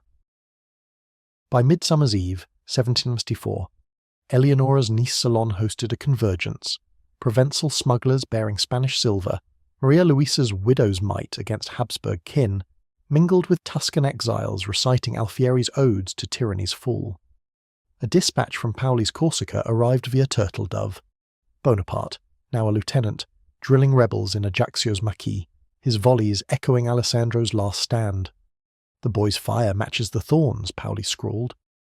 Isabella, reading by the Regio's footlights during a gala of Pergolesi's La Serva Padrona, servants rising against masters, irony thick as the air, felt the continent's pulse quicken. Alliances shifted like sand. France's overtures to Turin sweetened with cannon foundries, Prussia's envoys hunting in the Val d'Aosta, their quarry maps not stags. Yet the shake presaged quakes. In August swelter, as Vittorio hosted a congress of Italian princes, Genoese admirals, Modenese cardinals, all sweltering in velvets under the Armoria's chandeliers, a courier from Vienna shattered the idyll. Kaunitz's masterstroke, a marriage proposal, not alliance, but annexation, Isabella's daughter Maddalena to Joseph II, the Empress's heir, a union to swallow Savoy whole. The hall fell silent, goblets hovering mid-toast, as Vittorio's face purpled like overripe Barbera. Isabella rose, her voice a clarion over the murmur. "Sardinia weds for strength, not subjugation. Let the eagle seek nests elsewhere." Cheers erupted, but in her withdrawing room that night, with Elena barring the world, she wept not for the slight, but for the spectre it summoned. Empires devouring their own, the forbidden love's echo toppling more than hearts. The proposal's rejection hung over Turin like a pall of unspent thunder. the air in the Armoria Reale thickening with the scent of beeswax and unspoken reprisals. Vittorio's congress of princes dissolved into a flurry of curt bows and clinking spurs, the Genoese admirals slipping away to their galleons with holds newly stocked from Savoyard arsenals, gifts from the Queen's private vintages, crated muskets masquerading as amphorae of Barolo. Isabella watched from the loggia, her silhouette framed against the sunset's blood-orange smear over the Alps, the twin lockets pulsing warm against her throat like a second heartbeat. The Habsburg offer was no mere matchmaking. It was a velvet glove over an iron fist, Joseph's archducal shadow, poised to eclipse Sardinia's flickering sovereignty. "They would have me daughter-in-law to my jailer," she murmured to Elena, who lingered in the gloaming like a faithful shade, her fan tracing idle arabesques on the balustrade. Elena's reply was a hiss of steel on whetstone. "Then let us gift them a wedding present they cannot refuse, thorns in their bridal bed." The Contessa's eyes, sharp as Milanese daggers, flicked to the horizon where Ligurian sails dotted the dusk like wary gulls. The League's web, spun from Alessandro's spectral designs, quivered with potential. French flintlocks en route via Rhône-Bage, Prussian blueprints for riverine forts etched on the backs of engravings by Chodowiecki. But webs caught flies, now to ensnare eagles. That night in the Queen's scriptorium, a chamber vaulted like a confessional, its walls lined with folios of Tacitus and Machiavelli, Isabella unsealed the latest cipher from Paris. The Duchesse de Gramont's hand, florid with affectation, danced across the page. "The little Corsican drills with fire in his belly, Majesty, volleys that echo your lost admiral's roar. He seeks patronage for a grand design, and whispers your name like a talisman. Shall I bid him to the rose?" The name, Bonaparte, stirred embers long banked. Isabella remembered the youth from the Duchesse's supper, slight, sallow, with eyes like smouldering Corsican maquis, quoting Pauli over pâté de foie as if reciting liturgy. Alessandro had spoken of such sparks in his letters, the island sons who would one day loose the genie from Genoa's bottle. Now, in 1774's waning light, that genie beckoned. She penned reply by Argan's glow, the quill dipping into ink black as midnight canals. Invite the spark to the hearth. Let him warm at Versailles, but direct his gaze southward, to thorns that pierce Habsburg hearts. Sealed with a drop of wax impressed by the locket's rose, the missive winged via a falconer's bird, its jesses laced with microfilm of the League's Lombard nodes. Autumn's gales howled down from the Simplon like harbingers, stripping the orchards bare and piling leaves in the palace courtyards like the discarded draughts of destiny.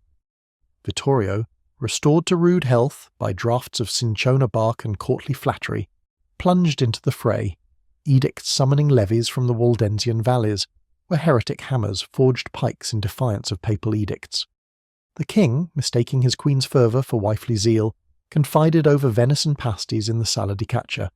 "We shall fortify the Ticino, Isabella, trenches like the Dutch dikes to hold the flood from Vienna." She nodded, her fingers toying with a boar-tusk brooch, its prongs a subtle echo of thorns. "And flood them in turn, sire, with waters from the west. France hungers for our salt. Let us salt their wounds with silver." Her words, honeyed yet barbed, steered him toward a secret clause in the upcoming tariff accords. French engineers consulting on coastal batteries, their true charge the League's signal chains. The engineers arrived with the first frosts, a cadre of Bretons in tricornies and greatcoats, their baggage trains rumbling under crates of optical instruments, lenses that doubled as spyglasses, quadrants hiding powder flasks. Officially, they mapped the Gulf of Spezia for Vittorio's galleys. Unofficially, they etched beacons into the cliffs, their lights to pulse in Morse's nascent code. Long for League safe, short for Austrian sails. Isabella inspected their works incognito, cloaked as a merchant's dame from Nice, Eleanor at her elbow with a basket of figs masking a ledger of coordinates. From a promontory above Larissi, Byron's future haunt, now a smuggler's eyrie, they watched the sunset gild the waves, the first test flare arcing like a fallen star. Alessandro would laugh, Isabella said, the wind whipping her hood. He who navigated canals by moonlight, now guiding fleets by phantom lights. Elena's laugh was a raven's caw, and weep, perhaps, for the boy who might outshine him. The boy, Napoleon, ignited soon enough. By Yuletide, when Turin's streets ran with torchlit processions and the Duomo's bells tolled like forge hammers, word arrived from Versailles. The Corsican, elevated to sub-lieutenant on the Duchess's whisper, had penned a treatise on the defence of Sardinia, mailed under Gramont's frank, its pages a mirror of Alessandro's micrograph. Forts at Ajaccio's gates, batteries raking Genoa's roads, alliances with Pauli's Highlanders to harry the Austrian rear. He styles you the Rose of the Alps, the Duchess's courier, a pert page with freckles like foxglove spots, recited in the Queen's antechamber, his voice hushed as heresy, and vows to crown her with Corsica's bays. Isabella's pulse thrummed. She gifted the boy a locket, empty but thorned via the same route, its inscription, "Prick the eagle till it bleeds republics." Europe felt the prick in the new year, 1775, dawning crisp and cruel. In Vienna, Joseph's court seethed. Spies in Milanese opera houses reporting ghost ballads of thorned queens, their choruses swelling in the galleries like revolutionary yeast. Kaunitz, that cadaverous chancellor, dispatched a fraternal legation to Turin, Baron von Starhemberg, a diplomat whose smiles hid fillets of steel, bearing olive branches and veiled threats, dowries for Madalena, or blockades on the Poe's trade. Vittorio received them in the throne room, his beard a thicket of defiance, but Isabella orchestrated the ambush. Over a banquet of ortolans in aspic and ortolan tongues in sorrel, delicacies that masked the bitterness, she cornered the Baron in the conservatory, amid hothouse blooms that dripped like overheated passions. "Your olive, Baron, withers on the branch," she purred, her fan unfurling to reveal a pressed rose, thorn intact. "Ours thrives in saltier soil, French perhaps, or Prussian loam."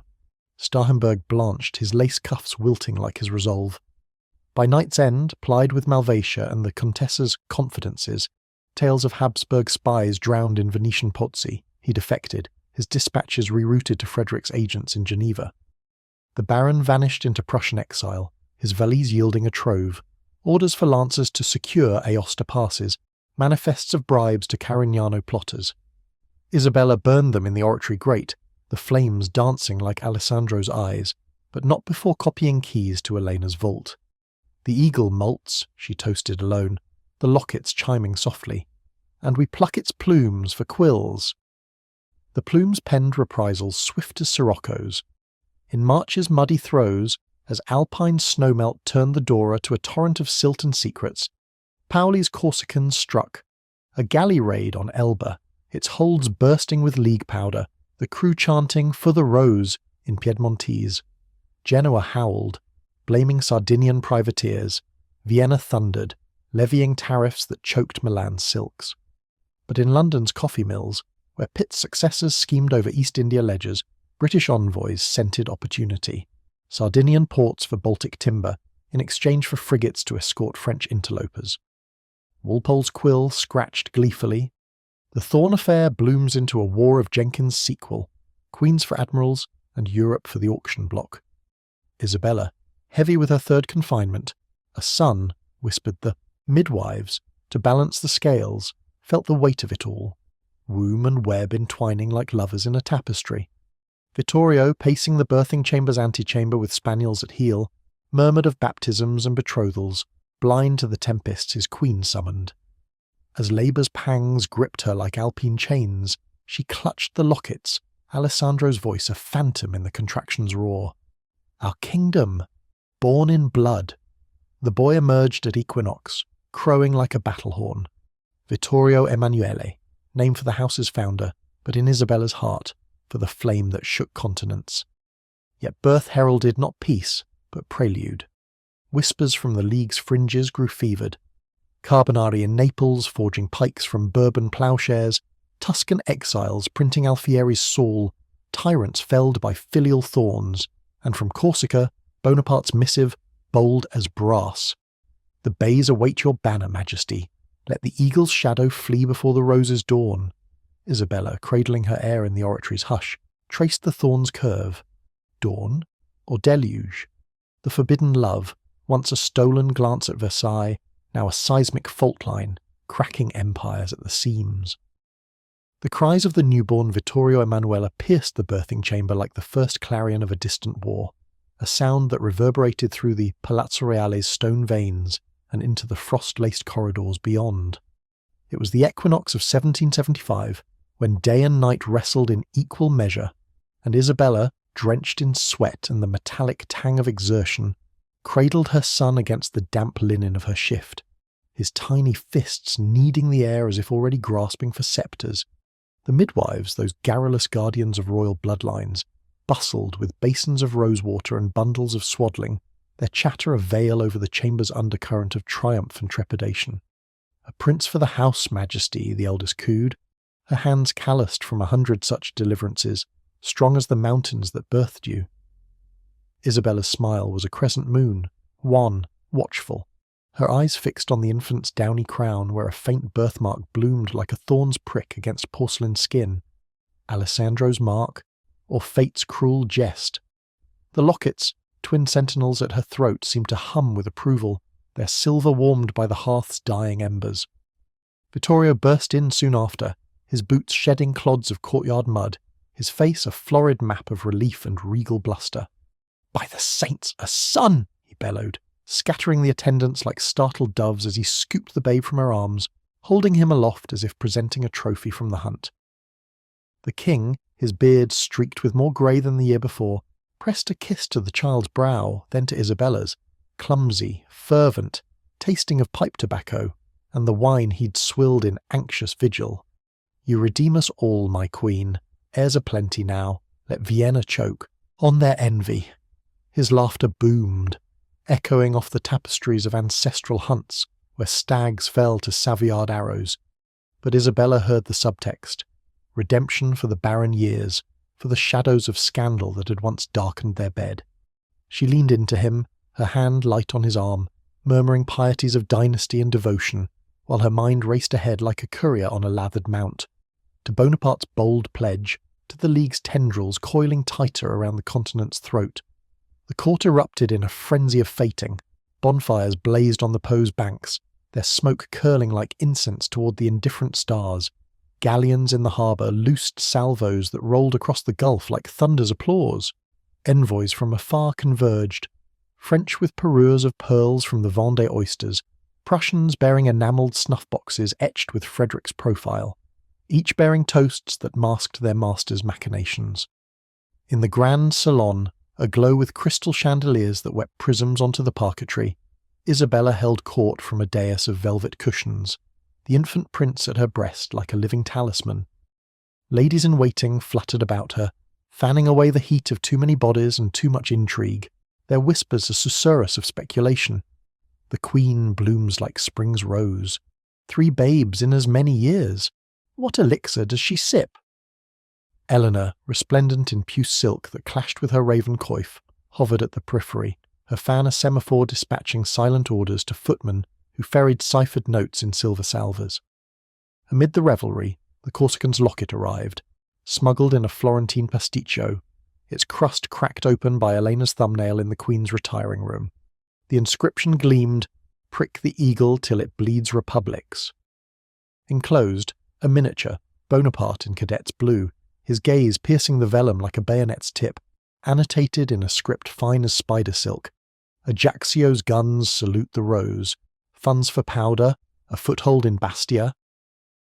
Isabella's breath caught, the chamber's din fading to a roar in her ears. This boy, this spark from Pauli's forge, echoed Alessandro's audacity, not in passion's fever, but in the cold calculus of conquest. She traced the miniature's edge, the lockets at her neck chiming softly, and nodded to Elena.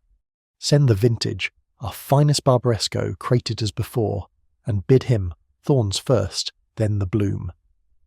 The shipment crossed the Ligurian in April's deceptive calm, when the sea lay like hammered silver under a sky veined with cirrus.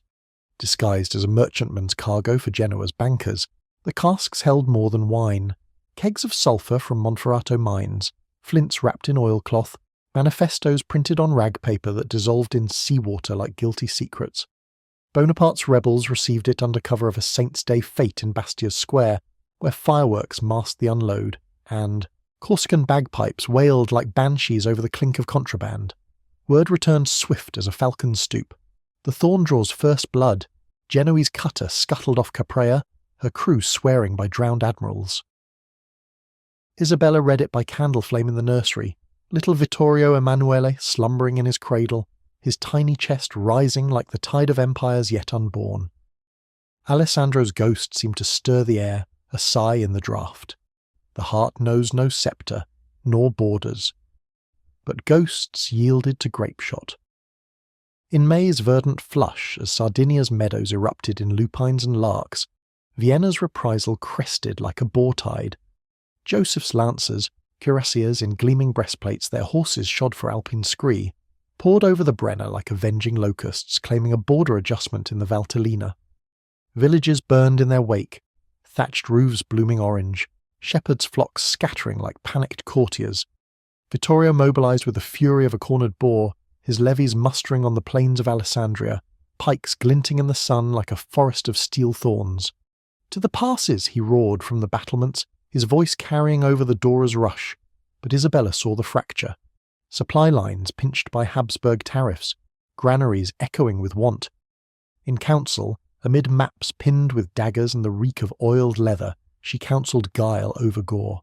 "Strike not the head, sire, but the sinews," raids on their forage trains, whispers to their Milanese levies of French gold for deserters. Her whispers became the League's whirlwind. From Prussian outposts in the Tyrol, von Kleist's successors, shadowy majors with duelling scars, funnelled saboteurs, Waldensian sappers who knew every goat track, their charges buried in scree to avalanche Austrian columns. Eleonora's Provençal vines bore fruit in the south. Neapolitan lazzaroni, lured by Bourbon bounties gone astray, harried Habsburg couriers along the Appian Way, their knives flashing in moonlight like vindictive fireflies. And from Paris, the Duchesse's salon dispatched not just pamphlets, but philippics. Voltaire's latest, The Eagle's Plume, smuggled into Viennese coffeehouses, its barbs at Joseph's enlightened tyranny stirring mutters among the soldiery. "The rose bleeds for liberty," the tract concluded, a line that found its way to Kaunitz's desk, his quill snapping in impotent rage. The war of shadows peaked at the gorge of the Adda, where mist clung to the cliffs like a lover's regret. Isabella's handiwork shone there. French engineers, embedded in Vittorio's lines as artillery advisors, had rigged the ford with hidden culverins, their muzzles masked by river reeds. As Joseph's van, dragoons in sky-blue facings, forded at dawn, the barrage erupted, grapeshot scything horses like wheat, the river churning red as a vintner's press. The rout echoed to Vienna. 500 sabres, lost standards trampled in the mud. Europe gasped. From London's print shops, where Hogarth's heirs sketched caricatures of Joseph's flight, to Moscow's Kremlins, where Catherine chuckled over sable furs. The Sardinian thorn, Walpole quilled to his Strawberry Hill coterie, pricks deeper than Blenheim's bayonets. Vittorio returned to Turin a hero, his armour dented, his beard singed by powder flash, the court hailing him with laurels and libations. In the throne room's clamour, bards strumming lutes, envoys proffering captured eagles, he drew Isabella close, his whisper hot against her ear. "Your counsel was the hidden blade, my love." For a moment, the old fracture mended, their embrace a rare flicker of the union that had birthed Empire's undoing. But as the cheers faded and the nursery's hush reclaimed her, Isabella unclasped the lockets, laying them beside the prince's cradle. Alessandro's inscription caught the moonlight. "The heart knows no sceptre." No, she thought, but it forges them, from forbidden fire into the forge of history. Yet the forge heated anew with autumn's forge winds. Bonaparte's raiders, emboldened by the Adda triumph, struck Genoa's arsenal in a midnight fog, fires blooming along the quays, magazines blooming skyward in gouts of flame and fury. The Serenissima reeled, the Council of Ten decrying Corsican phantoms, but Manin's faction, fattened on League ducats, whispered of reform, of canals open to southern trade. In Turin's oratory, Eleanor unfurled a map scarred with fresh ink. Nodes from the Danube to the Douro, pulsing like a heart unbound. "The affair shakes more than beds, Majesty," the Contessa said, her voice a velvet noose. "It cracks the world." Isabella nodded, the lockets cool now against her skin, the weight of secrets a crown heavier than gold. Europe trembled, alliances fracturing like Venetian glass, whispers birthing winds of change, and in the cradle the prince stirred, his cry a prophecy, thorns would bloom and roses would rain. The prince's cry faded into the nursery's hush, a fleeting echo swallowed by the tapestry's heavy folds, but its resonance lingered in Isabella's bones like the aftershock of a continental quake. Vittorio Emanuele, swaddled in linens embroidered with the Savoyard cross, slept now with the untroubled depth of one unscarred by sceptres or secrets. His tiny form a vessel for legacies yet to unfold, his birthmark a subtle sigil that whispered of thorns in the bloodline. Isabella lingered at the cradle's edge, the locket's chain a cool serpent across her collarbone, their weight a reminder that empires were not forged in royal birthing beds, but in the shadowed forges where forbidden flames tempered steel. Outside, Turin's spires pierced a sky heavy with November's pall, the Po murmuring like a conspirator bearing tales downstream to the delta's salt marshes, where smugglers' lanterns winked signals to waiting feluccas. By dawn's reluctant creep, the court stirred to the rhythm of intrigue's inexorable pulse. Elena, ever the vigilant sentinel, slipped into the queen's apartments with a salver of porcelain demitases, espresso laced with a whisper of anise, strong enough to chase phantoms from the mind. The eagles moult, but their fledglings sharpen beaks, the Contessa murmured, unfurling a broadsheet pilfered from a Viennese courier's satchel. Die Habsburgische Zeitung, its columns dense with dispatches from the Adda route. Joseph's lancers painted as martyrs, Sardinia's barbarian thorns decried as the Antichrist prickle. Isabella sipped, the bitterness grounding her, and traced a finger along the locket's engraving. Let them sharpen. Ours are forged in deeper fires. The papers crackled as Eleanor spread them, manifests from Genoa's charred quays, where Bonaparte's raiders had left the arsenal a smouldering skeleton, its cannons twisted like accusations, pleas from Manin's Venetian allies, begging ducats to bribe the Ten's inquisitors before the posse claimed another harvest of tongues. The League's sinews stretched taut across the peninsula's fractured map, thrummed with the vitality of a beast rousing from hibernation. From Eleonora's Nice enclave, now a veritable hive of exiles, where Provençal vintners doubled as cipher clerks, came word of Spanish complicity. Maria Luisa's galleons, ostensibly bound for the Indies, detouring to Sardinia's coves with holds heavy not with guineas, but with galleys timber from Galicia's groves.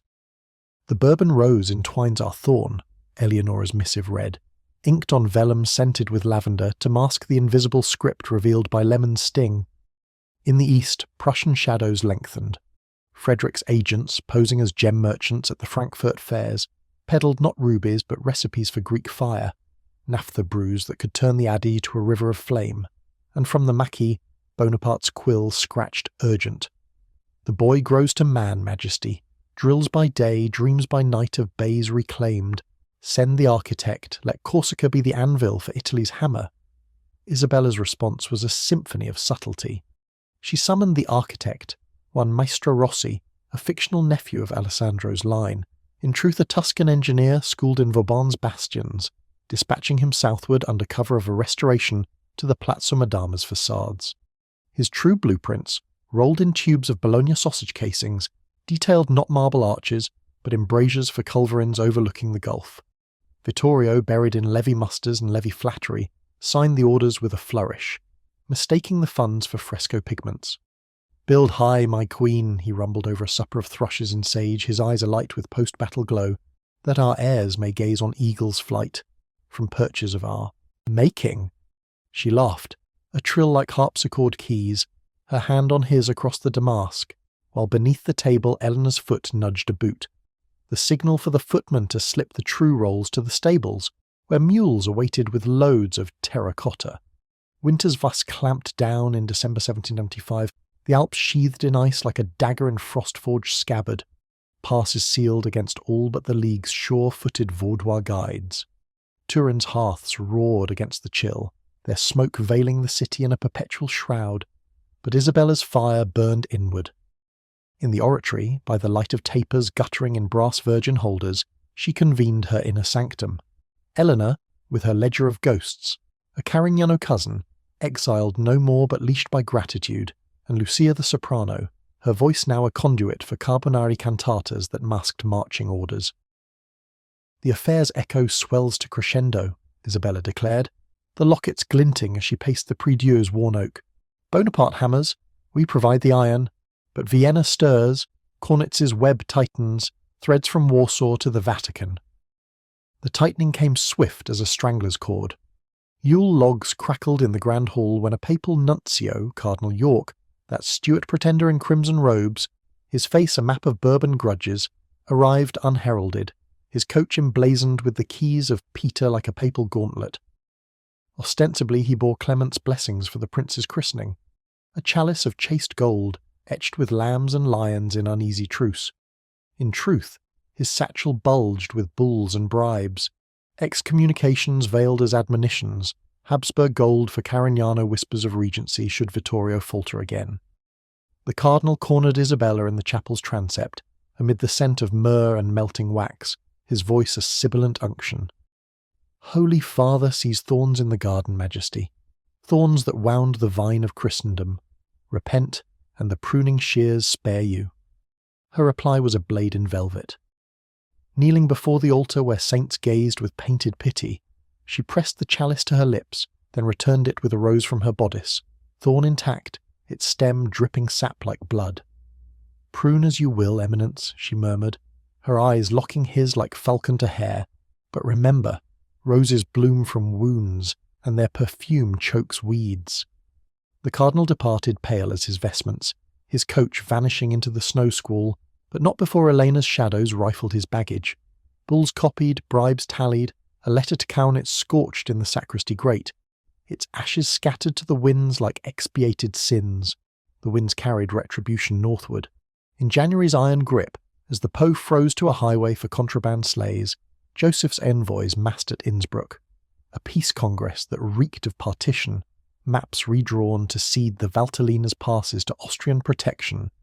Vittorio thundered in the Sala di Guerra, his map stabbed with quills like defeated foes, but Isabella's calm was the League's lodestar. "Congress be damned," she counselled, her voice steady as Alpine stone. "Send the Corsican our winter gift, powder for his pipes, and pipes for his powder." The gift winged south, casks of Nebbiolo frozen solid, their cores hollowed for fulminate, bagpipes from Highland exiles, their chanters hiding rolled decrees proclaiming Pauli's republic under Savoyard aegis. February's thaw birthed floods and fury. Bonaparte's Highlanders, pipes skirling defiance, stormed Portoferraio on Elba, Genoese garrisons fleeing like rats from a foundering galley, their flags hauled down to fly the Moor's Head twinned with Sardinia's cross. Europe convulsed, Versailles erupted in cheers, Louis XV, his court aflutter with Antoinette's Austrian kin, dispatching frigates for humanitarian aid that shelled Austrian outposts on Corsica's flank. In Berlin, Frederick quaffed Rhenish to the Thorn's triumph, his flautists piping marches laced with League codes, and in Turin's frost-rimed streets, broadsheets hawked by urchins sang of the Queen's Corsair reborn, verses that named no names but pricked every conscience. Isabella, watching from the palace battlements as sleet lashed the tiles, felt the shake deepen to seismic. The forbidden affair, that stolen dance at Versailles long years past, had metastasized into a monster of momentum. Alliances crumbling like Genoa's keys, thrones wobbling on foundations of fear. Yet in the nursery, as Vittorio Emanuele cooed at his mobiles of silver lions, she wondered, would the rose endure the revolution it sowed? The lockets chimed against her heart, Alessandro's whisper eternal, our kingdom eternal in flame. The thaw of March 1776 came like a traitor's pardon, the Po's ice cracking with the groan of old bones under strain, releasing pent-up waters that flooded the lowlands and carried with them the flotsam of winter's secrets. Sodden manifestos from Venetian cellars, the bloated corpses of spies washed from Alpine tarns. Turin awoke to a city half-drowned, its arcades awash in mud and murmurings, the Palazzo Reale's cellars seeping like guilty confessions. Isabella, from her vantage in the Queen's solar, a chamber high in the east wing, its windows latticed with leaded panes that warped the world below into a funhouse of fate, watched the deluge with the detachment of one who had long since learned to navigate tempests, not of water, but of whispers. The lockets, ever her talismans, rested now in a velvet pouch at her belt, their silver tarnished by the touch of too many clandestine hands, but their thorns no blunter for the wear. Vittorio, invigorated by the Adder victory and the prince's lusty gurgles, had thrown himself into the fray of fortification with the zeal of a man reinventing his realm. Arsenals rang from dawn to dusk, smiths hammering, carronades whose bores echoed the league's hidden calibers. Conscripts from the Waldensian glens marched in columns that snaked through the mist like silver veins pulsing toward the front. "We shall be the rampart of the south," he proclaimed at a levee in the Sala di Guerra, his voice booming off the murals where ancestors glowered from canvases yellowed by time. Envoys nodded, their quills scratching approbations on parchments that hid Habsburg honey traps. But Isabella's counsel cut through the clamour like a stiletto through brocade. "Ramparts fall to sappers, sire, not sabres. Let us mine the approaches with subtleties from the west." Her eyes met those of the French adviser, a Breton captain named Duval, whose accent dripped with the salt of Brest roads, and whose true cargo was not cannon, but Carbonari contacts in Marseille. Duval's arrival had been Elena's masterstroke. Slipped across the border in a wine convoy from Burgundy, his papers forged as a vintner's kin seeking Piedmontese blends. In the palace's undercroft, amid vaults where Barolo slumbered in oaken casks, he unfurled his true wares, not vintages but vignettes, sketches of Austrian supply lines snaking through the Tyrol, dotted with vulnerabilities like freckles on a lover's throat. "The eagle's belly is soft here, Majesty," he murmured, his finger tracing a defile near Bolzano where Habsburg wagons choked on scree. A whisper to the locals, Tyrolese yokels chafing under Viennese taxes, and the wagons burn like tinder. Isabella nodded, the pouch at her belt shifting like a heartbeat, and pressed a locket into his palm, thorns etched with coordinates for Bastia's beacons. "Whisper then, and let the smoke rise as our signature." The whispers ignited in April's deceptive bloom, when the orchards of Monferrato erupted in pink froth that masked the march of saboteurs. Vaudois heretics, descendants of those who'd defied papal pyres in the Val Cisone, crossed into the Tyrol under cover of Easter pilgrims, their satchels heavy with Greek fire files disguised as holy oils.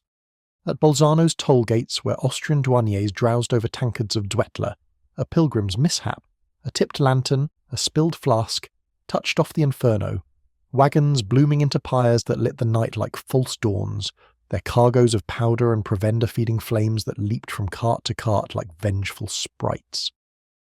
By morn, the pass was a charnel of twisted iron and charred oxen, the air acrid with the perfume of sabotage. Joseph's couriers galloped to Vienna with tales of Sardinian sorcery, but Cornitz's chancellery spun it as Genoese arson, the blame deflected like a duelist's parry. Europe, that vast salon of suspicion, buzzed with the blaze's afterglow. In the Tuileries antechambers, where Louis XIV's mistresses dissected scandals over Petit Point and Petit Four, the Duchesse de Gramont held forth, the "Thornleague strikes again, smoke from the Alps that chokes the Hofburg's hearths." Her guests, D'Alembert nursing a claret, young Lafayette fresh from his cadetship, eyes alight with transatlantic dreams, leaned in, the air thick with the scent of intrigue and intrigue's antidote, absinthe. Lafayette, that idealistic marquis with a jaw like Carrara marble, pledged his family's Auvergne forges. "Let the rose arm the Republic. My blades shall shear the eagle's wings." Word winged back to Turin via Duval's return convoy, laced with a sample, a rapier hilted in ivory, its quillons thorned, its balance perfect for a queen's hidden duel. Isabella tested the blade in the palace gardens at twilight, when the yews cast shadows like cloaked confidants, and the fountain's murmur drowned the clash of steel. Elena sparred with her, the Contessa's form fluid as a fencer's fan, her parries laced with lessons. "Strike not for the heart, Majesty, for the hand that holds the sceptre." Sweat beaded Isabella's brow, her shift clinging like a second skin, the locket swinging pendulous with each lunge. In that stolen hour, Alessandro's ghost was palpable, the Adriatic lilt in her breath, the canal's curve in her feint, reminding her that love's forbidden forge had birthed not just scandal, but swordplay. "The League is no dalliance," she gasped, disengaging with a flourish that nicked Elena's cuff. "It is the affair's true heir." Heirs multiplied in the shadows. By May's sultry embrace, Bonaparte's Corsicans consolidated Elba, their banners, moors and thorns entwined, flying from Portoferraio's battlements like defiant kisses to Genoa's cheek. Paoli, that grizzled generalissimo from the Marquis's heart, dispatched a delegation to Turin, 3 islanders in embroidered vests, their satchels bulging with olive-wood rosaries that hid rolled pacts. They knelt in the Queen's privy chamber, the air redolent of myrtle and menace, and proffered the olive branch. Corsica for Savoy's shield, Majesty. Our bays your galley's berth. Our rebels your rampart against the north. Isabella, robed in a chamber gown of sea-green damask that echoed the Gulf's depths, accepted with a rose from her parterre, thorned, of course. Our shields entwine, she replied, her voice a velvet vow, against eagles that devour their own. The pact's ink was scarcely dry when Vienna's venom struck. Kaunitz, that spectral statesman whose face was a perpetual eclipse, unleashed his masterpiece, a fraternal intervention in the Valtellina, lancers flooding the vales under pretext of quelling brigands being any goatherd who hummed league ballads. Villages that had toasted the adder root now smouldered anew, their hearths cold as Habsburg justice. Word reached Turin via a bloodied courier, his mount foundered, his dispatch stained with the mud of massacre. The eagle talons the vine, ripen the harvest, or watch it wither. Vittorio raged in the throne room, upending a table of astrolabes that shattered like brittle alliances, but Isabella's calm was cataclysmic. Harvest we shall, she decreed, summoning Duval and the Carignano cousin in the dead of night. Over maps lit by a single Argand, they plotted the riposte, a league convocation in the neutral mists of Geneva, where philosophes and privateers could forge a front from the Rhine to the Riviera. The journey to Geneva was a gauntlet of guises. Isabella travelled as the widow of Chambéry, her litter a merchant's van piled with bolts of Lyons silk, Elena at her side as a dour chaperone, the Carignano as a valet with a limp. The Mont-Cenis pass, still treacherous with melt snow, tested their mettle, avalanches rumbling like artillery, Habsburg patrols probing the tree line like fingers in the dark. They crested into Switzerland's emerald bowl under a gibbous moon, the lake's waters lapping like a conspirator's tongue at the city's quays. Geneva, that republic of watches and whispers, welcomed them with the tick of clandestine clocks, salons where Calvin's stern gaze from portraits masked Masonic handshakes, coffee houses where Rousseau's shade lingered in the steam. The convocation convened in a lakeside villa rented under a false Genevan name, Le Rose Épineuse, its irony lost on none. Delegates converged like moths to a forbidden flame, Lafayette from Paris, his idealism armoured in youth, Manon's proxy Tito from Venice, his dwarf frame belying a giant's grudge, Eleonora from Nice, her fan a flutter of Provençal plots, and from the Maquis, Bonaparte himself, now a captain, his uniform crisp as new-forged steel, his eyes burning with the fire of one who tasted exile's ash. Majesty, he bowed low, his Corsican lilt threading the air like a fuse. The Thorns League is the thunder before the storm. Let us loose it on the eagle's nest. Debate raged through the night, the villa's long gallery echoing with arguments sharp as rapiers. Funds from Spanish silver, arms from Prussian forges, manifestos penned by Voltaire's quill to inflame the Milanese. Isabella presided from the head of the refectory table, the lockets on a chain across her shoulders like a stole of state, her voice weaving consensus from chaos. Not conquest, she urged, her gaze sweeping the assembly like a lighthouse beam, but correction. The old order's canker cut away, thrones realigned to reason's rose. Bonaparte, leaning forward with the intensity of a siege engineer, countered, "Reason arms the hand, Majesty. Give me the bays, and I'll give you the boot on Vienna's neck." Laughter rippled, tense as a bowstring, but the pact sealed at dawn. The thorn accord, inked in triplicate, its clauses coded in botanical Latin, Rosae Aquilae contra Aquilam. Return to Turin was a triumph veiled in peril. Habsburg riders shadowed their van from the pass, arrows whistling like vengeful wasps, but Vaudois outriders, ghosts in the mist, turned them back with volleys from coverts. Isabella arrived at the palace gates as vespers tolled, her widow's weeds shed for queenly velvets, the accord's copy burned into memory. Vittorio greeted her with a hunter's embrace, oblivious to the seismic shift she'd wrought. "The waters mend your humours, my love?" he queried over lamprey and verjuice. She smiled, the lockets hidden once more. "They stir them, sire, to greater depths. Yet depths harboured leviathans." In June's languid heat, as the Po ran lazy with summer's silt, a courier from Vienna arrived, bloodied, broken, bearing Kaunitz's ultimatum: cede the Valtellina, or face the full fury of the Empire's legions. Europe held its breath, from the Thames fogs to the Danube's deluges, the Thorn League's tremor now a quake that promised to swallow crowns whole. Isabella in the oratory's sanctum traced the rose's curve. The forbidden love had birthed a beast, now to ride it or be devoured. The ultimatum's seal, a Habsburg eagle clutching thunderbolts in its talons, cracked under Vittorio's thumb like the brittle shell of a long-buried secret, its vellum unrolling across the War Council's table in the Palazzo Reale's bowels, where torchlight licked at maps scarred by quill and doubt. It was July 1726, and Turin's summer sun baked the city into a furnace of fretful idleness. The Po's waters sluggish as a courtier's conscience, bearing barges laden with grain that might soon feed Austrian foragers instead of Savoyard hearths. Kaunitz's words, scripted in the Chancellor's crabbed Gothic hand, dripped with the false honey of fraternity.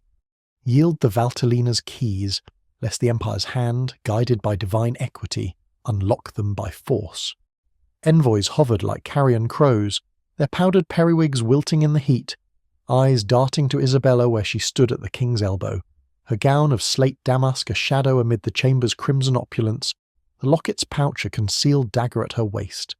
Vittorio's face, ruddy as a hunter's after the kill, darkened to the hue of storm clouds massing over the Matterhorn.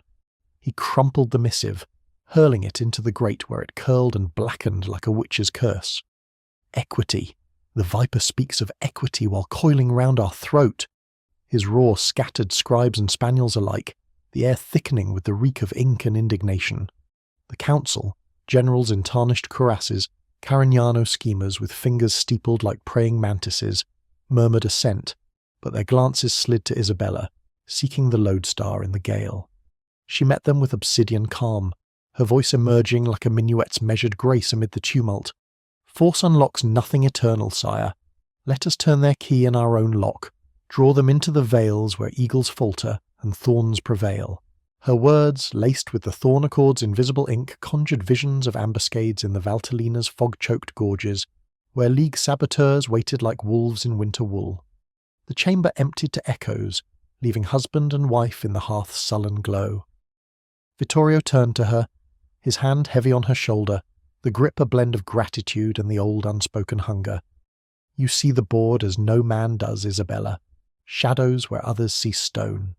His breath, warm with Malvasia from the midday collation, brushed her cheek, stirring memories she'd long entombed. The mechanical rites of their bed, duty's dull forge yielding airs but no fire. She inclined her head, her smile a veil over the chasm, and pressed her palm to his. "Shadows are where light is born, my lord. Let us kindle it, from Geneva's embers." He nodded, oblivious to the cipher, and strode out to muster the host, his boots thudding like war drums on the parquetry. Alone, Isabella withdrew the pouch, the lockets spilling into her hand like contraband pearls, their thorns catching the dying light, etching Alessandro's inscription anew on her soul. Eleanor's summons came at vespers, the Contessa gliding into the solar like a spectre summoned from the arras. Her face, powdered to porcelain pallor, betrayed the night's labours, shadows under eyes that had not slept since the accord's ink dried. "The web quivers, Majesty," she whispered, unfurling a dispatch from Lafayette's hand, smuggled via a Auvergne courier posing as a clock peddler, his wares ticking with hidden mechanisms. The Marquis rallies blades from the Vendée, 500 volunteers cloaked as pilgrims to Compostela, but bound for the Ticino's fords, and from the Maquis, Bonaparte's thunderclap, Elba's guns trained on Leghorn, a feint to draw Genoese eyes, while Paoli's Highlanders slip into the Valtellina. Isabella's pulse quickened, the lockets warming as if Alessandro's Adriatic blood coursed through their silver veins. Thunder we welcome, but the eagle's fledglings, Kaunitz's lancers, mass at Innsbruck. Bid Duval to the passes, let the French pilgrims sow salt in their saddles. The sowing began under a harvest moon that silvered the Alps like a traitor's blade. Duval's Bretons, merged with Vaudois irregulars in motley of homespun and hauberk, infiltrated the Tyrol's high meadows where edelweiss nodded like conspirators in the breeze. Disguised as chamois hunters, their packs heavy with cured meats that were fulminate wrapped in bacon rind, they scaled the scree under cover of night, the air sharp with pine and peril. At the Stelvio's throat, a pass narrow as a hangman's noose, they waited, breaths fogging like ghosts' sighs. Dawn brought the Habsburg van, lancers in plumed helmets, their banners snapping like accusations, wagons groaning with the Empire's iron will. A single file shattered on the lead carts, axle, Greek fire blooming violet leaping to powder kegs in a roar that shook the peaks. Avalanches thundered in sympathy, boulders cascading like the wrath of forgotten gods, burying men and metal in a tumult of dust and doom. Word of the Stelvio slaughter winged a Turin on falcon's wings, the bird's jesses laced with a sprig of edelweiss, League's token for victory snatched from defeat. Isabella read it in the oratory, the chapel's cool stone a balm against the court's fevered clamour. Vittorio burst in mid-psalm, his face alight with the courier's tale. The passes weep eagle's blood, Isabella. Our hunters, saints in shepherds' guise, have turned the mountains to our moat. He swept her into an embrace fierce as a battlefield clinch, his laughter rumbling against her ribs. For a heartbeat the forbidden chasm narrowed, the king's touch evoking not duty's drone, but a shared sorcery, as if Alessandro's shade had bridged the gulf. She yielded, her arms encircling him, the lockets pressing into his breast like a secret shared. "Saints and shadows, sire," she murmured, her lips brushing his ear, "but the true grace lies in the vine we guard." The vine bore bitter fruit in August swelter, when Joseph's legions, swollen now with Bavarian mercenaries, their pikes a thicket of grudge, pushed into the Valtellina's vales. Villages that had once toasted the thorn accord with smuggled Barolo now burned, their spires toppling like dominoes of defiance. Pauli's Highlanders, lithe as lynxes in the crags, harried the flanks, arrows tipped with Monferrato sulphur that ignited on impact, turning cuirasses to infernos. Bonaparte's proxy, a lieutenant named Pozzo di Borgo, eyes like chipped obsidian, led a sortie from hidden redoubts, his Corsicans chanting "For the Rose" as they rolled kegs of League powder down slopes, the blasts ripping earth like the continent's seams. Habsburg couriers fled with tales of Sardinian witches, their dispatches intercepted by Eleonora's Provençal riders, women on fleet jennets, their skirts hiding dirks and dispatches. Europe's salons seethed with the strife spill. In London's Brook Street, where Horace Walpole held levees amid Gothic fripperies, the affair's legend unfurled like a tapestry of terror and titillation. The Queen's Corsair haunts the passes, his paramour pulling strings from Turin's throne, toppling Joseph's crowns like ninepins. Broadsheets hawked the ballad, The Thorn and the Eagle, its verses sung in Covent Garden taverns, where actresses aped Isabella's poise and powdered thorns into their coif. Versailles buzzed with bolder bets. Antoinette, that Austrian rose in French soil, whispered of her kinsman's folly to the Dauphin, her fan fluttering like trapped butterflies. The Alps birth republics, she tittered over basset hounds and bezique, while we play at courts.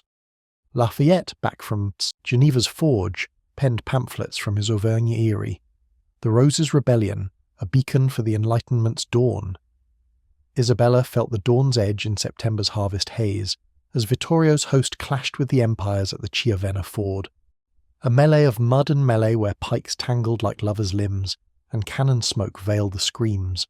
She rode to the front in a litter of lacquered oak, veiled as a camp follower with the Elena's shadows as outriders, the lockets her only regalia. From a ridge above the fray where wild time bruised underfoot she watched the tide turn. French volunteers in Savoyard buff, their bayonets flashing League signals, wheeling to enfilade the Austrian left. Vittorio, helm-dented, sabre crimson, spied her amid the chaos and bellowed a salute, his grin feral as a wolf's. The shadows fight for us. By dusk the ford was theirs, the Valtellina's keys dangling from a captured banner, Habsburg dead carpeting the shallows like fallen leaves. Triumph's nectar soured at homecoming. In Turin's torchlit streets, where burghers cheered with tankards of vermouth, a whisper slithered through the throng. A Carignano plotter, bought by Kaunitz's gold, had penned a libel the Queen's shadow lover, circulating in the taverns, naming Alessandro's ghost as the League's puppeteer. Vittorio, flushed with victory's wine, confronted her in the bedchamber, the libel clutched like a headsman's warrant. "Is this the shadow you wield, Isabella? A drowned Venetian pulling our strings from the grave?" His eyes, storm-dark, searched hers for the fracture he'd long suspected. She met them, unflinching. The locket's pouch open on the escritoire, their twins gleaming like twin truths. "Shadows serve the light, sire," she said, her voice steady as the Poe's unyielding flow. Alessandro was a spark, extinguished, but kindling fires that save our throne. Without his thorn, the eagle would have us already. Silence stretched, taut as a bow at full draw. Vittorio's hand trembled, then fell. Doubt warred with devotion, the libel crumpling in his fist. "Then let the dead serve the living," he growled, turning away, but not before she glimpsed the crack. Husband to ally, but never again to lover. Alone, Isabella clasped the lockets, Alessandro's inscription a balm. The heart knows no sceptre. No, but it endures them, she thought, as autumn winds howled promises of winter's war. The frost of October 1776 etched filigree on the Palazzo Reale's casements, turning Turin's nights into a gallery of frozen lace where secrets might shatter with the dawn's first thaw. Isabella moved through the corridors like a wraith in widow's weeds. Though no widow she, her gown of charcoal taffeta whispering against the parquetry, the locket's pouch a concealed heartbeat beneath her stomacher. Vittorio's confrontation lingered like the aftertaste of wormwood. His eyes, once clouded with mere suspicion, now sharpened by the libel's venom, had glimpsed the chasm between crown and heart. He had not pressed further, no inquisitorial summons, no exile's decree. But the air between them crackled with the unspoken, a frost deeper than winter's bite. In council, he sought her gaze less, deferring to generals whose maps bore no thorns. In the bedchamber, duty's rights resumed with mechanical fervour, his touch a map of territories claimed but unexplored. "The dead serve the living," he had growled, but in his sleep she heard him murmur Alessandro's name like a curse half swallowed. Eleanor's web, that subterranean lattice of loyalty and leverage, quivered with the strain of secrecy's expansion. The Contessa, her once raven hair now threaded with silver like veins of ore in marble, convened their midnight conclaves in the palace's disused armoury, a vaulted crypt where rusted halberds leaned like forgotten sentinels, the air heavy with the ghosts of old sieges. There, by the jitter of a single lanthorn, they pored over dispatches that arrived like contraband, wax-sealed packets hidden in the seams of Florentine tapestries, their contents revealed by steam from a chafing dish of mulled verjuice. Lafayette's quill from Auvergne, the Vendée stirs, 500 blades tempered, awaiting your signal to cross the Jura like pilgrims to a thorned Jerusalem. Tito's scrawl from Venice blotched with arsenal ink. The 10 fracture, Manin buys silence with ducats, but the posse hunger for more. Send the vintner's ghost, Rossi's shade in barrels, to drown their doubts. And from Elba's sun-scorched battlements, Bonaparte's bold hand. "The bays are ours, Majesty, but Genoa's galleys prowl like jealous suitors, a fleet from Spezia, thorns in their hulls, and the Ligurian shall be the League's lake." Isabella traced the routes on a vellum chart, her finger lingering on the gulf's curve where Alessandro's felucca had once foundered. "The libel's thorn pricks deepest at home," she murmured, the lockets chiming softly as she leaned into the lanthorn's glow. Vittorio teeters, one whisper more, and the Carignanos pounced like jackals on a lame stag. Eleanor's fan snapped open, its ivory slats painted with pastoral idylls that hid micrographed codes. "Then muzzle the jackals, Majesty. I've agents in their salons, widows widowed by Austrian lead, eager for a queen's ear. Bribe the bribers, let Kaunitz's gold flow back to our coffers like a river turned." The plan coalesced in the crypt's chill. A feint of piety, Isabella hosting a synod of Savoyard bishops at the Duomo. Her devotions, a cover for Elena's shadows to infiltrate Carignano hearths, planting forgeries that painted the plotters as Vienna's puppets. "Turn their venom to our vintage," Isabella decreed, sealing the orders with a drop of wax impressed by the rose's edge. November's gales howled down from the St. Bernard like the baying of spectral hounds, stripping the orchards bare and piling drifts against the palace walls. Turin's burghers huddled in their woolens, tavern talk turning from the Valtellina's victories to murmurs of the Queen's phantom, the libel evolving into legend, whispered in the Regio's green rooms, where sopranos trilled arias of drowned lovers rising from the deep. Isabella quelled it with spectacle, the Prince Vittorio Emanuele's christening, a pageant of pomp where the Duomo's nave bloomed with hothouse lilies freighted from Nice, their pollen dusting the air like gilded deceit. Cardinals in scarlet swung censers heavy with frankincense, masking the scent of intrigue, while Vittorio stood godfather to his own son, his vows booming like cannon salutes. Isabella, cradling the babe in robes of cloth of gold, caught the Carignano cousin's eye across the throng, his smirk a serpent's flick, and smiled back sweet as poisoned comfit. That night Elena's agent struck, a confession unearthed in the cousin's escritoire, forged but flawless, implicating him in Habsburg pay. Exile followed at dawn, his valise packed with thorns, literal briars from the palace gardens, a queen's jest wrapped in warning, yet exile bred echoes. In Vienna's Hofburg, where chandeliers dripped light like melting icicles, Kaunitz convened his cabal amid tapestries of Lepanto's triumphs, now mocking parodies in the League's shadow. Maps of the Valtellina sprawled across ebony tables, pins marking lost passes like the teeth of a broken comb. "The rose's root delves deeper than we dreamed," the Chancellor intoned, his voice a rustle of dry leaves, passing a dossier thick as a breviary, affidavits from Carignano turncoats, sketches of the Locket's twins circulated in Milanese salons, even a pilfered ballad from Genoa's quays, the Corsair's Thorn, its verses naming Isabella as the siren who lured empires to wreck.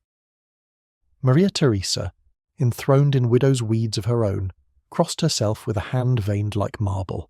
"Rooted out, Prince, lest the Enlightenment's weeds choke our vine divine." Joseph's reply was fire. Legions mustered at Trent, Bavarian auxiliaries marching to the cadence of Habsburg hymns, their objective not mere reclamation but the Queen's captivity. A trial in the Hofburg's halls, where adultery's scaffold might topple Savoy's throne. The invasion crested in December's iron shroud, snow-veiled columns snaking through the Spluggen like white serpents roused from torpor. Habsburg scouts, Uhlans in fur-trimmed dolmans, probed the Valtellina's flanks, their trumpets braying challenges that echoed off the crags like mockery. Vittorio's host met them at the Mera's icy ford, a clash of steel and sleet where pikes splintered like frozen reeds, and the river ran red beneath a sky of slate. Messengers galloped to Turin, through blizzards that blinded and buried, their tidings scrawled on vellum stiff with frost. The eagle presses, hold the bridge at Poschiavo, or the veils fall. Isabella, in the war room's perpetual dusk, dispatched the League's retort. Duval's Bretons to the rearward paths, their winter cloaks hiding culverins. Pauli's Corsicans ferried by moonlight to the Chiavenna's heights, their bagpipes wailing defiance as they rolled boulders tuned to thunder. The Battle of Poschiavo unfolded like a tableau from some infernal fresco. Dawn breaking grey over the pass, Habsburg artillery belching smoke that wreathed the peaks in hellish veils. Vittorio at the ford's van, his banner a Savoyard cross defiant against the gale, wheeled his cuirassiers into the teeth of the storm, sabres flashing like lightning's afterimage, trampling Uhlans into the slush. But it was the League's shadows that turned the tide. Corsican Highlanders, ghosts in the mist, loosing volleys from eyries where eagles feared to perch, their balls singing through the snow like vengeful spirits. Bonaparte's proxy, Pozzo di Borgo, led a countercharge from the flank, ladders scaled in the night, now bridges of desperation over chasms, his men chanting Thorn and Rose as they hacked at Bavarian pikes. By Vespers the pass was a charnel of carnage, eagles' banners trampled, their bearers fleeing to frozen tarns, the Mera choked with the fallen like autumn's detritus. Triumph's courier reached Turin at midnight, the rider collapsing in the courtyard, his dispatch a bloodied rag. Poschiavo ours, the eagle clipped, its fledglings fled to Bolzano. The palace erupted in restrained revelry, trumpets muffled, toasts in the cellars where Barolo flowed like victory's vein. Vittorio swept into the solar, snow melting from his cloak in rivulets, and crushed Isabella to him with a ferocity born of Frey's edge. "Your thorns, my queen, they bleed them white." His kiss was rough, urgent, tasting of powder and pine, and for a stolen breath she yielded, not to the king, but to the fire's echo, Alessandro's shade flickering in the hearth. Yet as he pulled away, his eyes held a new light, not just Ally's respect, but a wary wonder, as if glimpsing the woman beyond the crown, the paramour who had shaken not just beds, but battlefields. Dawn brought the quake's after-tremor. In the oratory, as tapers guttered to stubs, a missive from Lafayette arrived, sealed with the Marquis's sprig of Auvergne laurel. The Vendée Marches, Majesty. 500 thorns to your rose, but Vienna whispers of parley. Joseph's envoys sue for terms at Geneva, their pride pricked to desperation. Isabella's hand stilled on the lockets, the silver cool as Corsica's coves. Parley or ploy? The forbidden affair that masquerade spark long extinguished now blazed across the continent, a conflagration where thrones toppled like dominoes, and a queen's heart proved the unyielding forge. Europe shook, and in its tremors she heard Alessandro's laugh, eternal, unbound. The parley's shadow fell over Geneva like a pall of unspent rain, the lake's waters leaden under a December sky that wept intermittent sleet, as if heaven itself mourned the fragile truce between thorns and eagles. It was the winter of 1776, and the city, that austere republic of burghers and bankers, its spires piercing the mist like accusatory fingers, had become the continent's neutral hearth, where envoys haggled over maps stained with the ink of fresh graves.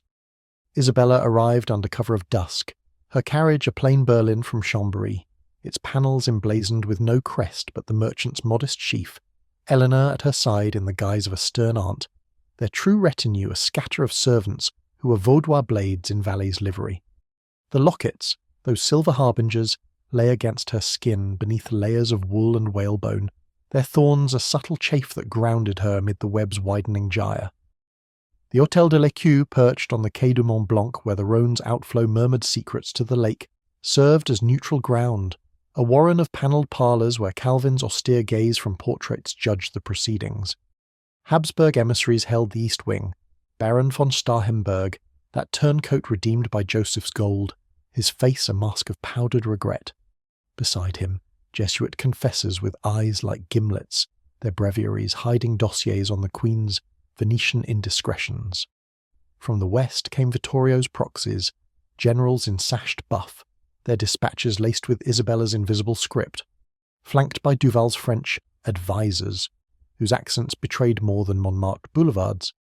And in the shadowed alcove, the League's unseen hands, Tito the dwarf, perched on a stool like a malign goblin, his whispers threading through the tapestries, Lafayette's scribe, a young idealist with ink-stained cuffs, ferrying notes that smelled of Auvergne earth. Isabella entered at the 11th hour, veiled in black lace that framed her face like a reliquary's grille, her presence announced not by fanfare but by the hush that fell as frost on embers. The envoys rose, Habsburg bows stiff as rapiers, Savoyard nods warm with wary welcome, and she took her seat at the long oak table, its surface scarred by quills like the map of old grudges. "Gentlemen," she began, her voice a contralto ripple across the chamber's chill, "we convene not for vengeance's vintage, but for the vine's endurance. The Valtellina bleeds.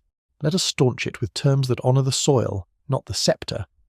Her eyes swept the room, lingering on Starhemberg, whose gaze flickered to the locket's faint outline, a ghost's glint in the lanthorn light.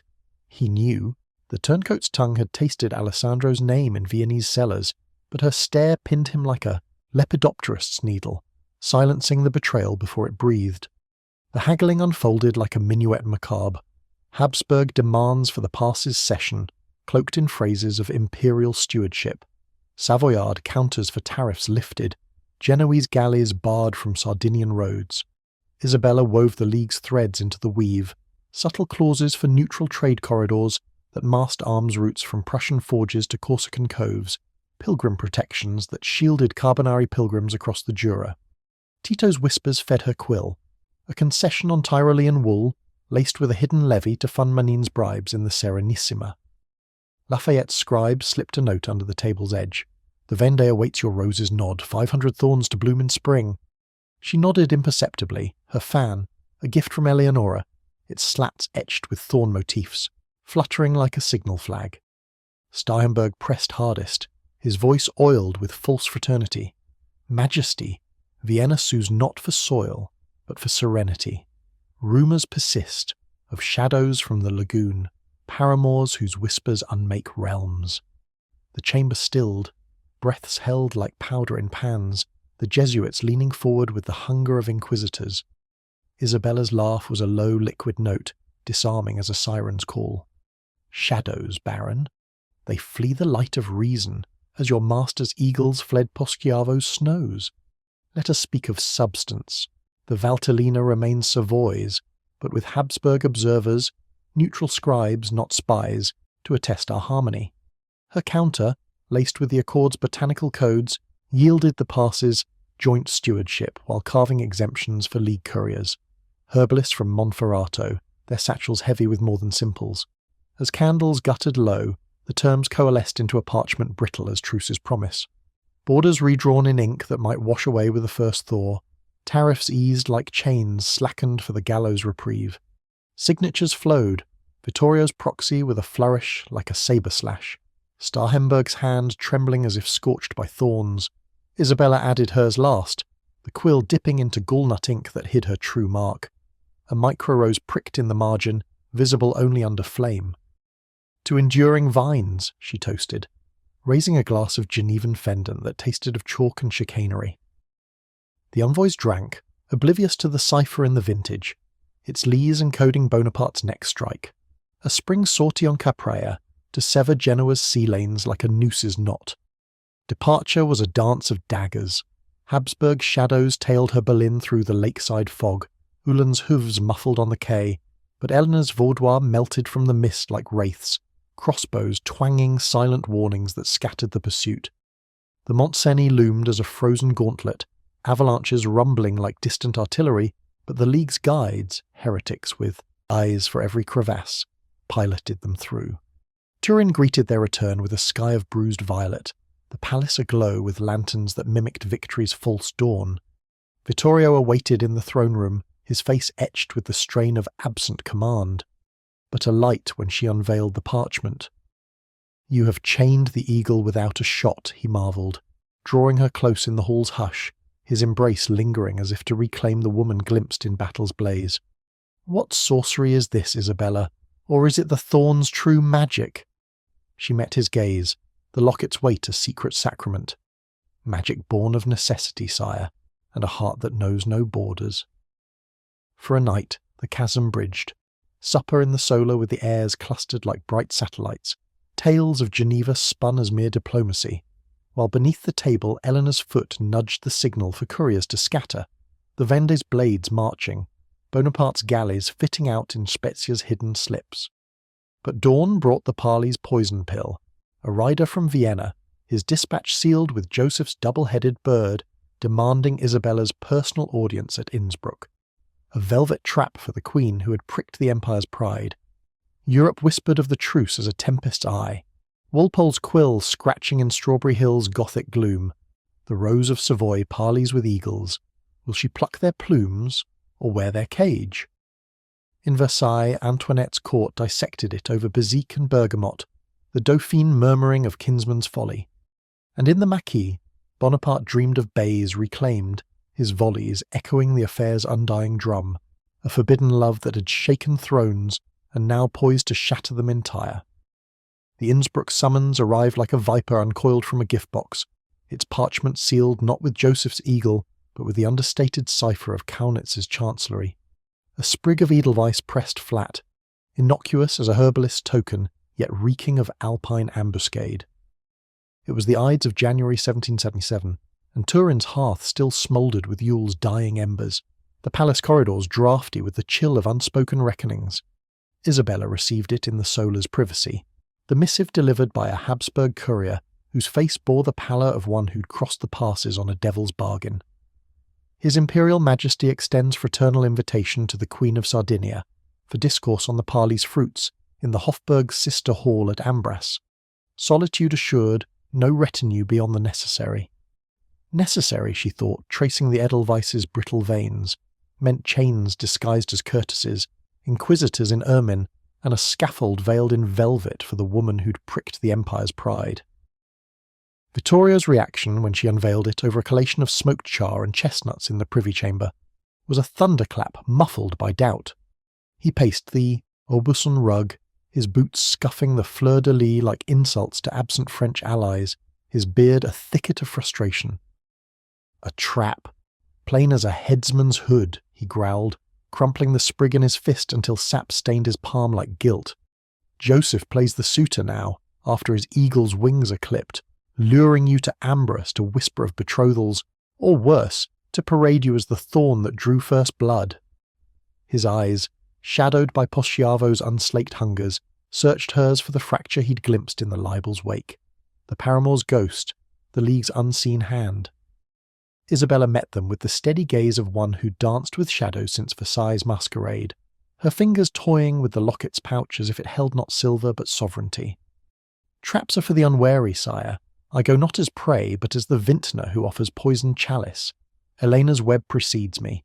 The League's eyes in Innsbruck are more than Habsburg spies." He relented with a sigh that rattled like a deathbed rattle, pulling her into an embrace that smelled of leather and lingering laurels. "Then go, my rose, and return unplucked. Without you, the vine withers." His lips brushed her temple, a rare tenderness laced with the fear of kings. Not just loss of queen, but of the sorceress who turned his realm from pawn to peril. As he departed for the armoury, where smiths hammered spring campaigns, Isabella summoned Elena to the oratory. The chapel's vaulted hush a confessional for conspiracies, its crucifix now a reliquary for the accord's hidden claws. "Ambrose is no salon," the Contessa hissed, her fan unfurling like a map of machinations, "but a cage gilded with Habsburg ghosts. Kaunitz's solitude means thumbscrews in the cellars, confessions wrung from maids bribed in Milan. Yet our thorns root there. A Tyrolean countess, widowed by Joseph's levies, owes me her silence and her keys." Preparations unfolded in the palace's underbelly, a ballet of blades and subterfuge. Couturiers from Lyon, League agents in seamstresses' guise, stitched hidden pockets into Isabella's travelling gowns, silk panels concealing vials of Venetian glass, their contents a distillate of nightshade and nightshade's kin, potent enough to loosen tongues without slackening limbs.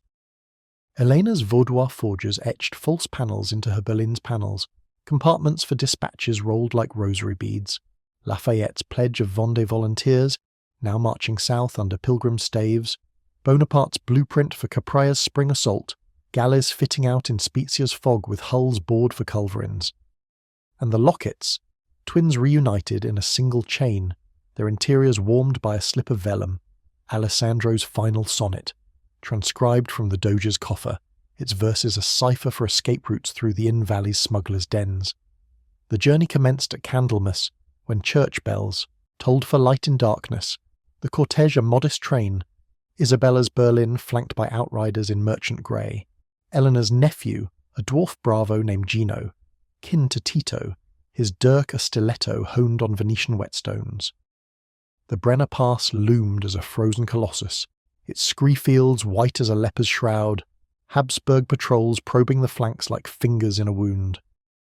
They crossed under Truce's fragile banner, toll-keepers waving them through with sullen nods, but Isabella's eyes caught the glint, eagle's eyes in the tree-line, scouts with spyglasses etched with Joseph's monogram. "They watch, but see shadows," she murmured to Eleanor, as the Berlin rattled into the valley, the air sharpening with the bite of pine and peril.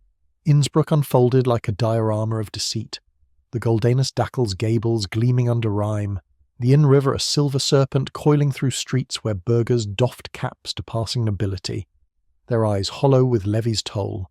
Ambrose Castle, perched on a crag above the city like a baron's brooding brow, awaited with torches that guttered in the wind, its courtyards raked smooth as a duelist's arena. The Habsburg steward, a way-faced functionary with a ledger of lineages, bowed low at the postern. "Her Imperial Majesty's compliments, Majesty. Chambers prepared in the Spanish hall. Solitude as pledged." Solitude. Guards in plumed helmets at every arch. Confessors lurking in alcoves like spiders in webs, their rosaries clicking like countdowns. Isabella's quarters were a confection of tapestries and tapers, walls hung with portraits of archduchesses whose eyes followed like judgments, But Eleanor's countess slipped in as a lady's maid had already turned the key, a hidden stair behind the arras, leading to smugglers' tunnels honeycombed through the rock. Joseph received her on the morrow in the castle's armoury, a hall of harnesses and halberds where armour gleamed like frozen tears, the air metallic with oil and old blood. He was no longer the philosopher prince of engravings, but a man hollowed by Poschiavo's pall. 35, his frame lean as a lancer's, his eyes fever-bright under a periwig powdered to ash. "Cousin," he greeted, eschewing the full bow for a kinsman's clasp, his hand cool as marble. "We parley not as foes, but as vines entwined against the frost. The Valtellina's stewardship, let us make it bloom for both our houses." His voice was velvet over steel, the words laced with the parley's poison, allusions to enduring alliances, a veiled betrothal for young Maddalena, and beneath it all the probe, the libel's echo. Rumours persist from the lagoon, Isabella, shadows that shake not just borders but bloodlines. Vienna seeks truth, not trial. Confide in a brother, and the thorns may yet flower.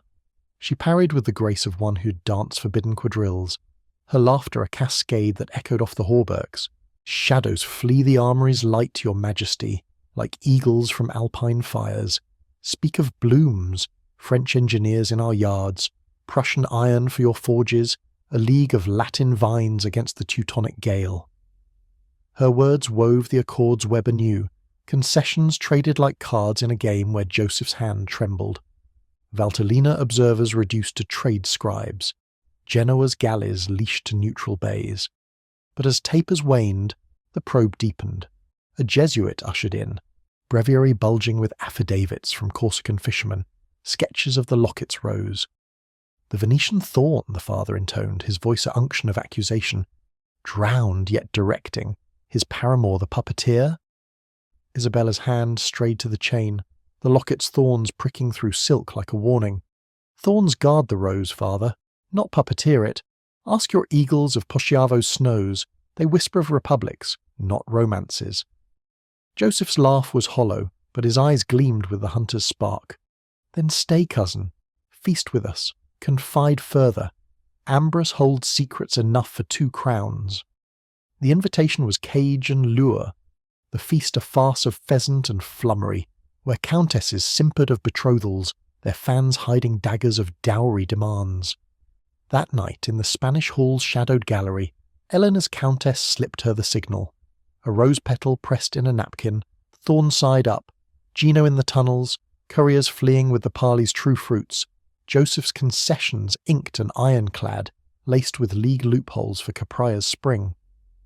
Dawn's grey fingers pried the castle's jaws as Isabella's Berlin rattled from the postern, Habsburg guards saluting with eyes like gimlets. The return was swifter, shadowed by none. Joseph's pride pricked too deep for pursuit. Turin hailed her with restrained rapture, Vittorio crushing the parchments to his chest in the throne room's hush. "You return the vine unscarred, and heavier with fruit." His embrace lingered, a king's gratitude laced with the lover's ghost he'd half glimpsed.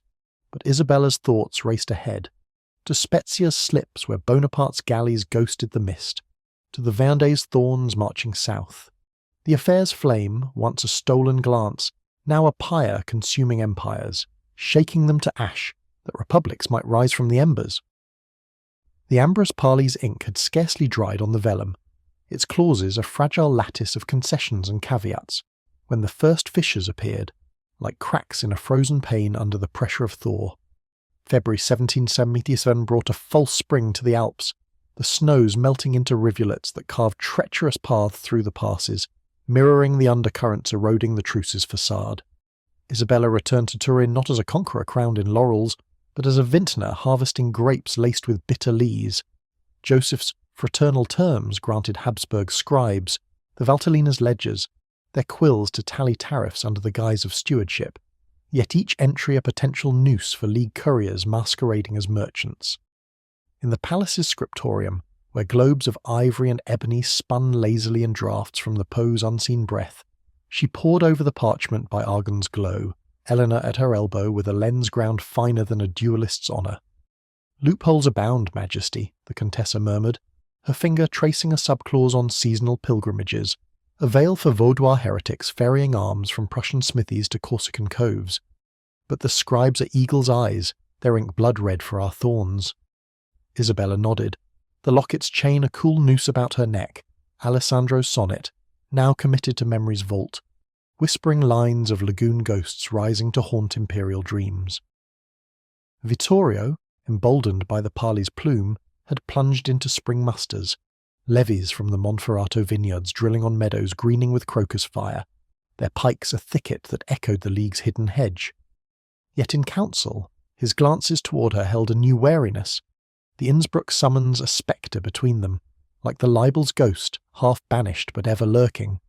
"You danced with the devil unscarred," he said one eve over capons in Verjuice, his voice low as a hunter's aside, "but Joseph's grace is a gilded halter. What truths did you trade in Ambrose's halls?" She parried with the lightness of one who'd long mastered the quadrille of deceit, her laughter a trill that masked the chafe of thorns. "Truths of trade, sire, tariffs that fatten our coffers, scribes who count our grain but not our ghosts. The eagle preens, but its pinions are clipped by Corsica's winds." He accepted it with a grunt, his hand covering hers across the damask, the touch lingering as if to anchor her to the crown's cold orbit.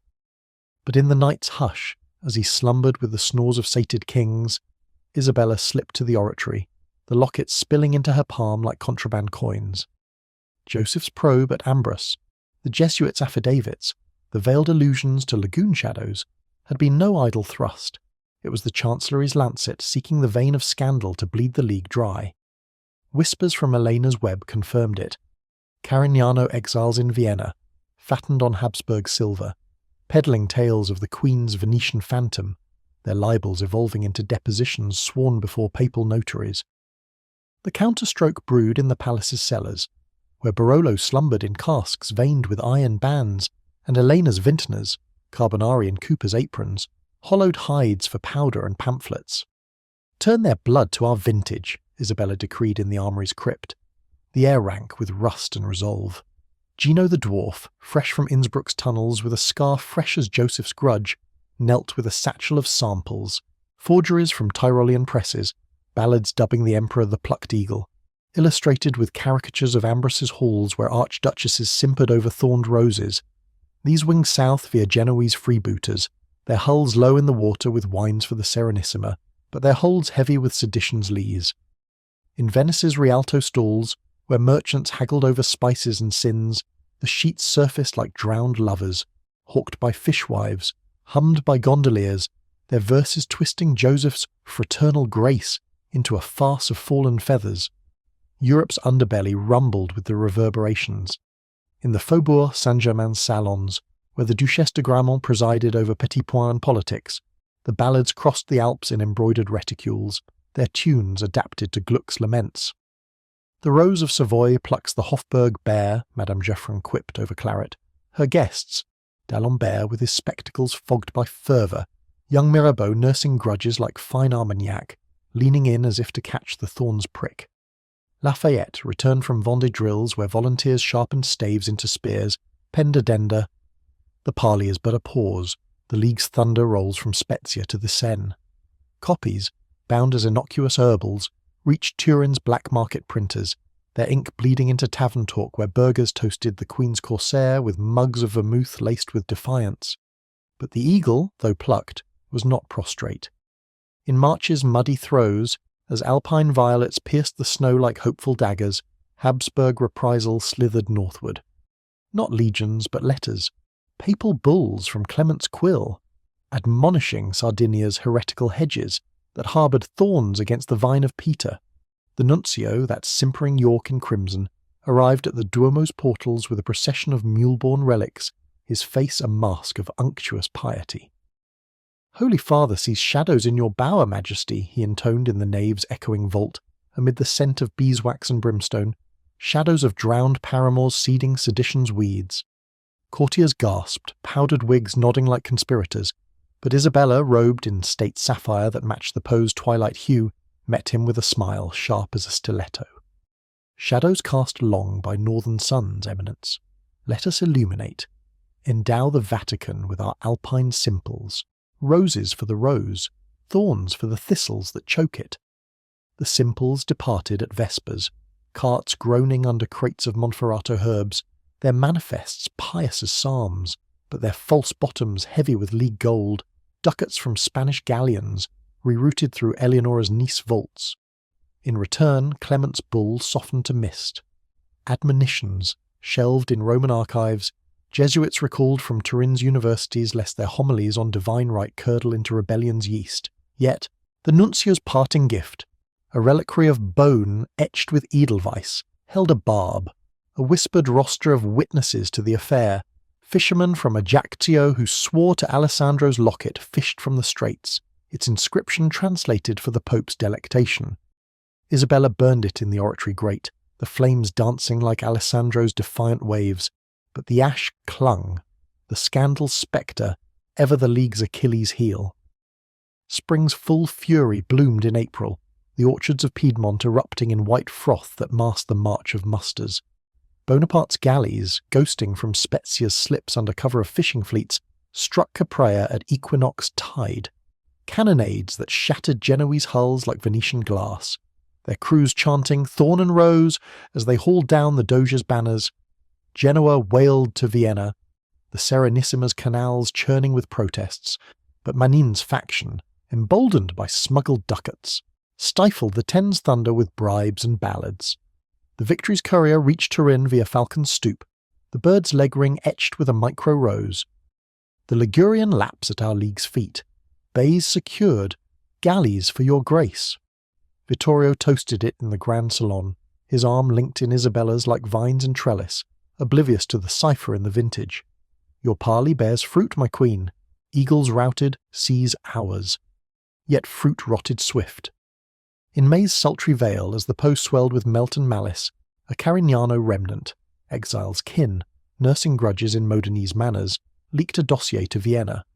The Innsbruck parchments, pilfered in Ambrose's feigned feast, their margins micro-roses decoded by Jesuit alchemists into maps of sedition.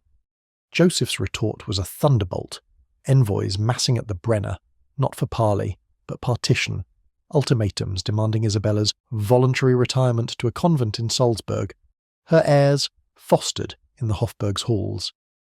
Europe gasped, from London's print shops, where Hogarth's heirs sketched the Rose's Reckoning, to Madrid's Escorial, where Maria Luisa crossed herself over Nebulo nightcaps.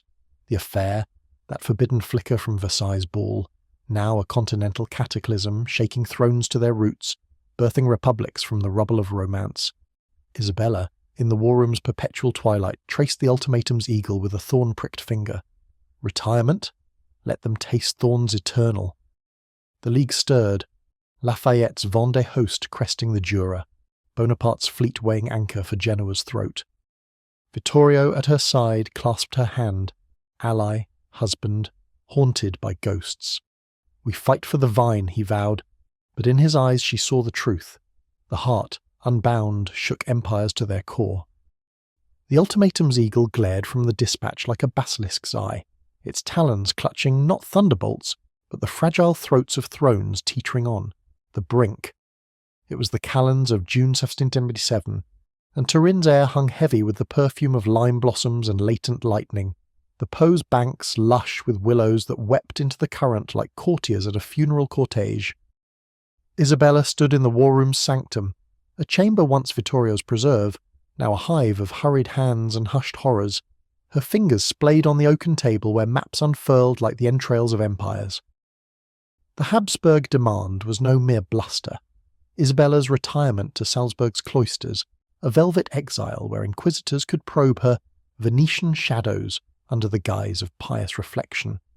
The heirs, Carlo Emanuele and young Vittorio Emanuele, to be fostered in Vienna's gilded cages, their Savoyard blood diluted in Habsburg veins. Madalena, the daughter of duty's soil, dangled as dowry bait for Joseph's lesser kin. Partition of flesh, Eleanor spat, her fan rigid as a rapier. Not fields. Kaunitz carves the vine to its roots. Vittorio entered like a tempest breaking, his cloak shedding droplets from a squall that had lashed the battlements, his face a forge mask of fury and frailty. The king, once the bear of the hunt, now bore the gauntness of Posciavo's tolls, lines etched deep as the Dora's gorges, eyes shadowed by nights haunted by Ambros's echoes.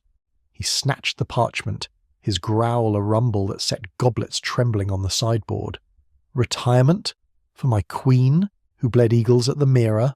I'll see Joseph's head on a pike at the Brenner before I yield an inch. Or an heir?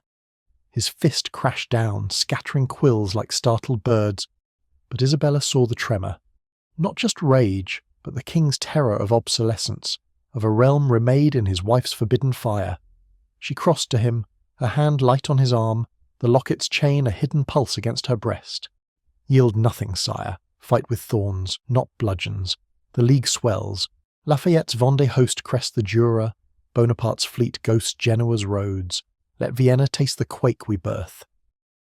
The quake's prelude quivered in the passes that eve, as Habsburg vanguard, cuirassiers in sunburst breastplates, their lances tipped with Joseph's impatience, probed the Valtellina's veils. Scouts returned at midnight, their mounts lathered, their tails spun in the armory's torchlight, eagles massing at Trent, 10,000 sabres glittering like frost on steel, Bavarian auxiliaries chanting Teutonic hymns that echoed off the crags like doom's dirge. Vittorio mobilized with the fury of a cornered stag. Beacons flared from Moncalieri's towers, summoning levies from the Waldensian glens where heretics hammered pikes from papal ploughshares. "To the Ticino!" he bellowed from the ramparts, his voice carrying over the Dora's rush. But Isabella's whisper steered the storm. Not the river, the flanks. Draw them into the scree where Corsicans perch like vultures, and French pilgrims turn to wolves.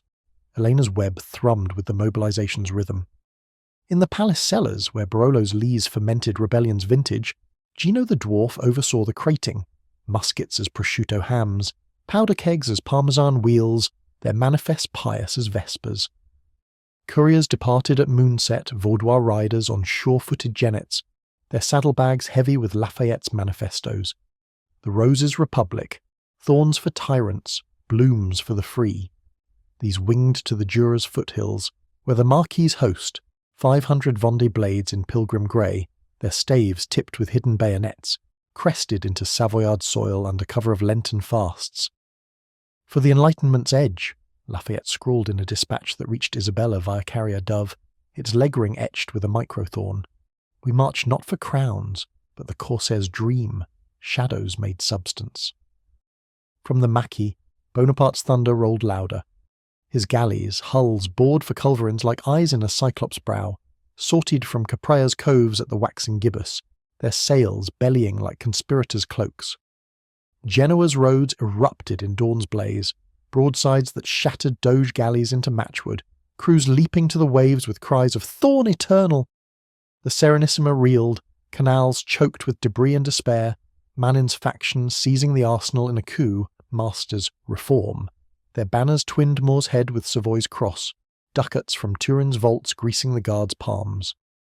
Word reached the palace via felucca, the courier sodden and singed. The Ligurian laps read, Genoa's throat cut, her fleet ours. Paoli bids, strike the Brenner while eagles molt.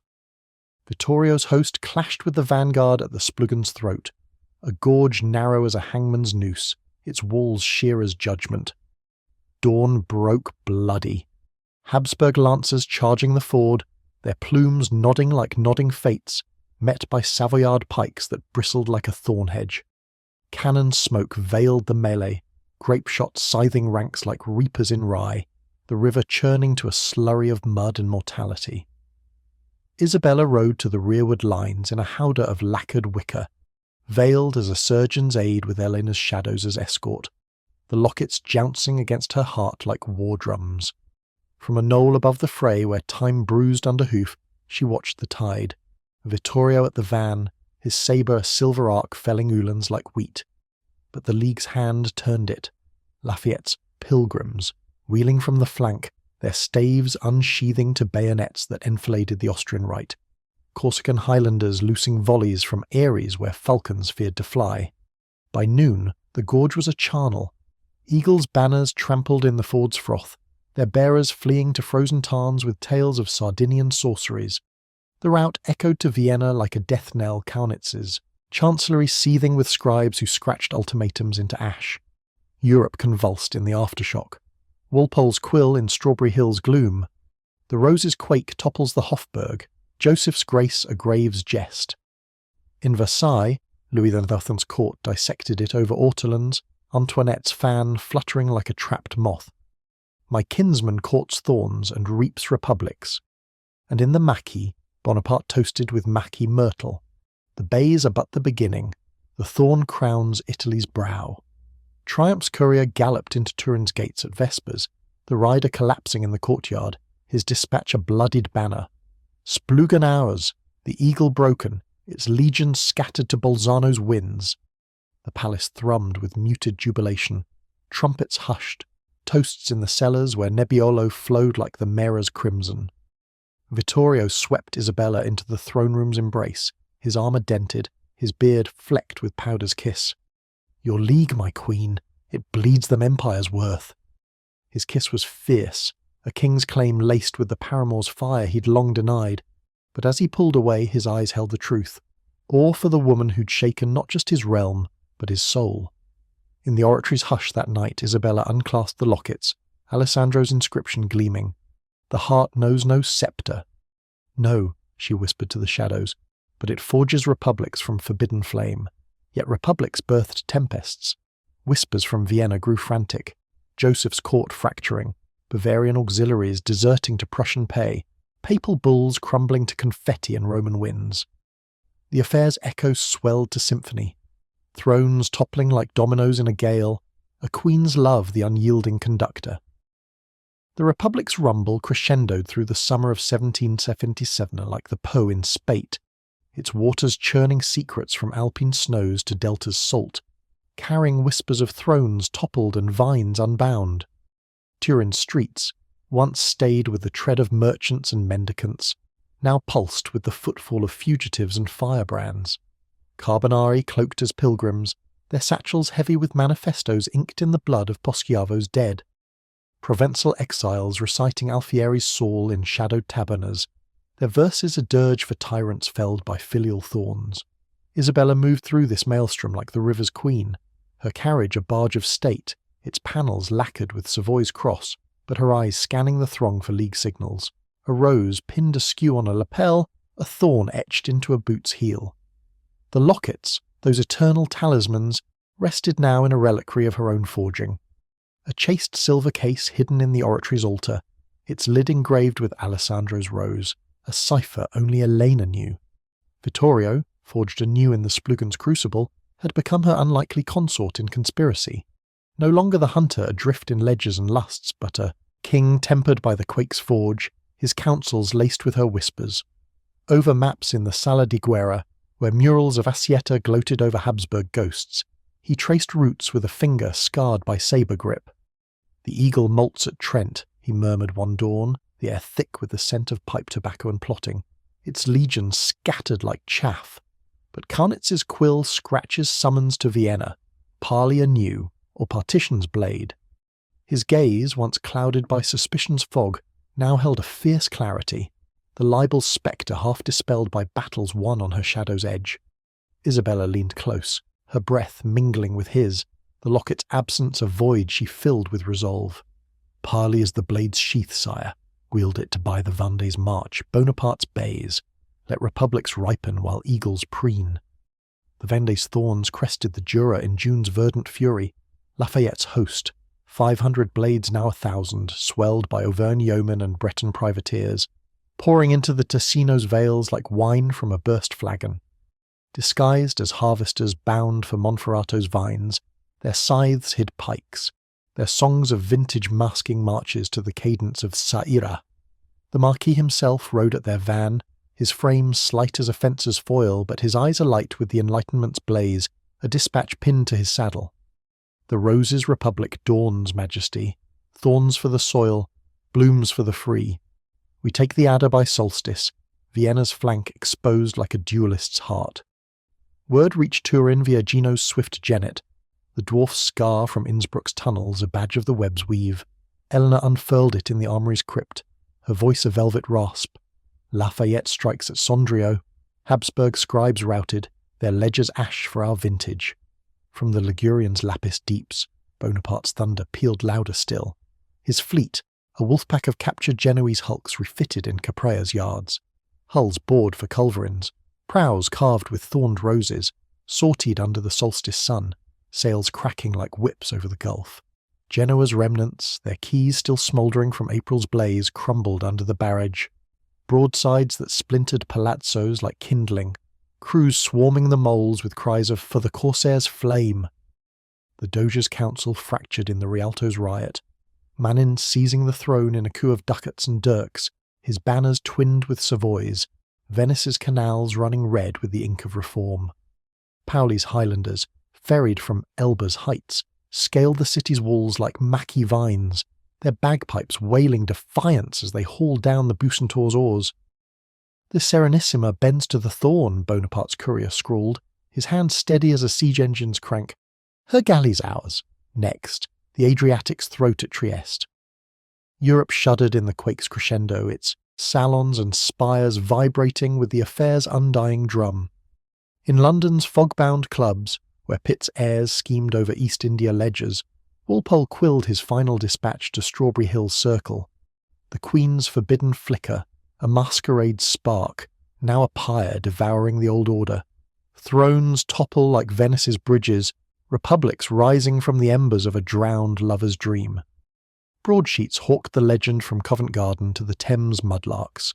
The Rose and the Thorn, ballads sung by apprentices over ale, their choruses twisting Isabella's raven tresses into banners for the free.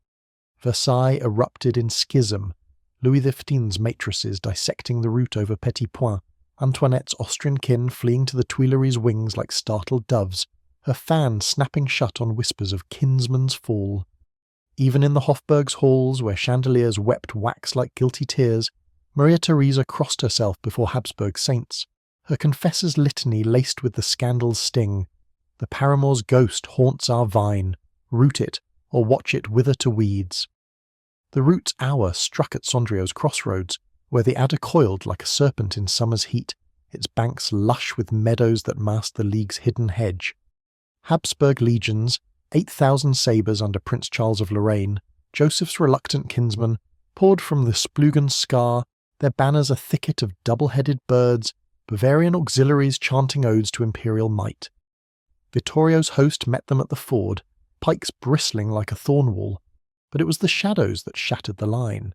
Lafayette's Vendée wolves wheeling from the eastern flank, their bayonets flashing league signals in the sun, Corsican Highlanders under Pozzo di Borgo scaling the bluffs, their volleys raining like alpine hail. Isabella watched from a ridge pavilion, her veil a widow's shroud against the dust, Eleanor at her side with a spyglass etched with thorns. "The eagle breaks," the Contessa breathed, as grape-shot scythed the van, Charles's standard toppling into the adder's froth. By dusk the crossroads was carnage's canvas, eagles' plumes trampled in the mud, their bearers fleeing to Tyrol's tarns with tales of Sardinian witches and lagoon phantoms. Vittorio claimed the field, his sabre crimson, but it was Isabella's web that crowned the rout. Bonaparte's galleys shelling Trieste's moles in sympathy, Manin's Venice sealing the Adriatic like a noose. The courier's horn echoed into Turin's gates at midnight, the rider bearing a captured banner, double-headed eagle, its eyes pricked with thorns. The palace thrummed with unbridled revel, trumpets blasting from the mole, bonfires blazing on the Po's banks, burghers toasting the rose eternal with flagons of Barbaresco that tasted of triumph's lees. Vittorio found her in the Sola's hush, the heirs, clustered like satellites around her throne chair, Maddalena's laughter a trill amid the maps. He knelt, king to queen, hunter to the heart that had hunted empires, and pressed the banner to her feet. "You have shaken the world, Isabella, thrones to dust, republics from your flame." His voice cracked, the old fracture mended in battle's blaze, his hand seeking hers with a tenderness born of awe. She drew him up, the lockets reclaimed from the reliquary, their silver warm as Adriatic suns. "Our flame, sire, not forbidden now, but forged eternal. Alessandro's heart knew no sceptre, ours remakes them." Yet remaking birthed reckoning. Dawn's light pierced the casements, revealing couriers massed in the courtyard. From Vienna, Joseph's abject plea for armistice, his legions shattered, the Hofburg's halls echoing with desertions, from Paris, Louis's overtures for a Latin League, Versailles' galleons pledged to the Thorn's tide, from Berlin, Frederick's flutes piping marches of alliance, Prussian iron for the Republic's forge. Isabella traced the roots on the vellum, Alessandro's sonnet echoing in her veins. The heart knows no sceptre, only the storm it stirs. Europe, that grand charade of crowns and cabals, lay reshaped in the quake's wake. Venice a Savoyard's satellite, Corsica the League's anvil, the Alps a rampart for reason's rose. Years unfurled like a palimpsest, the affair's legend etched indelible. Isabella, the queen who loved beyond the veil, her forbidden fire the spark that toppled the old order, birthing a continent of enlightened vines. Vittorio ruled at her side heirs schooled in Thorn's wisdom, Elena's web a tapestry of state. And in the oratory's hush, the lockets rested, eternal, unbound, whispering of passions that shook not just hearts, but history's foundations.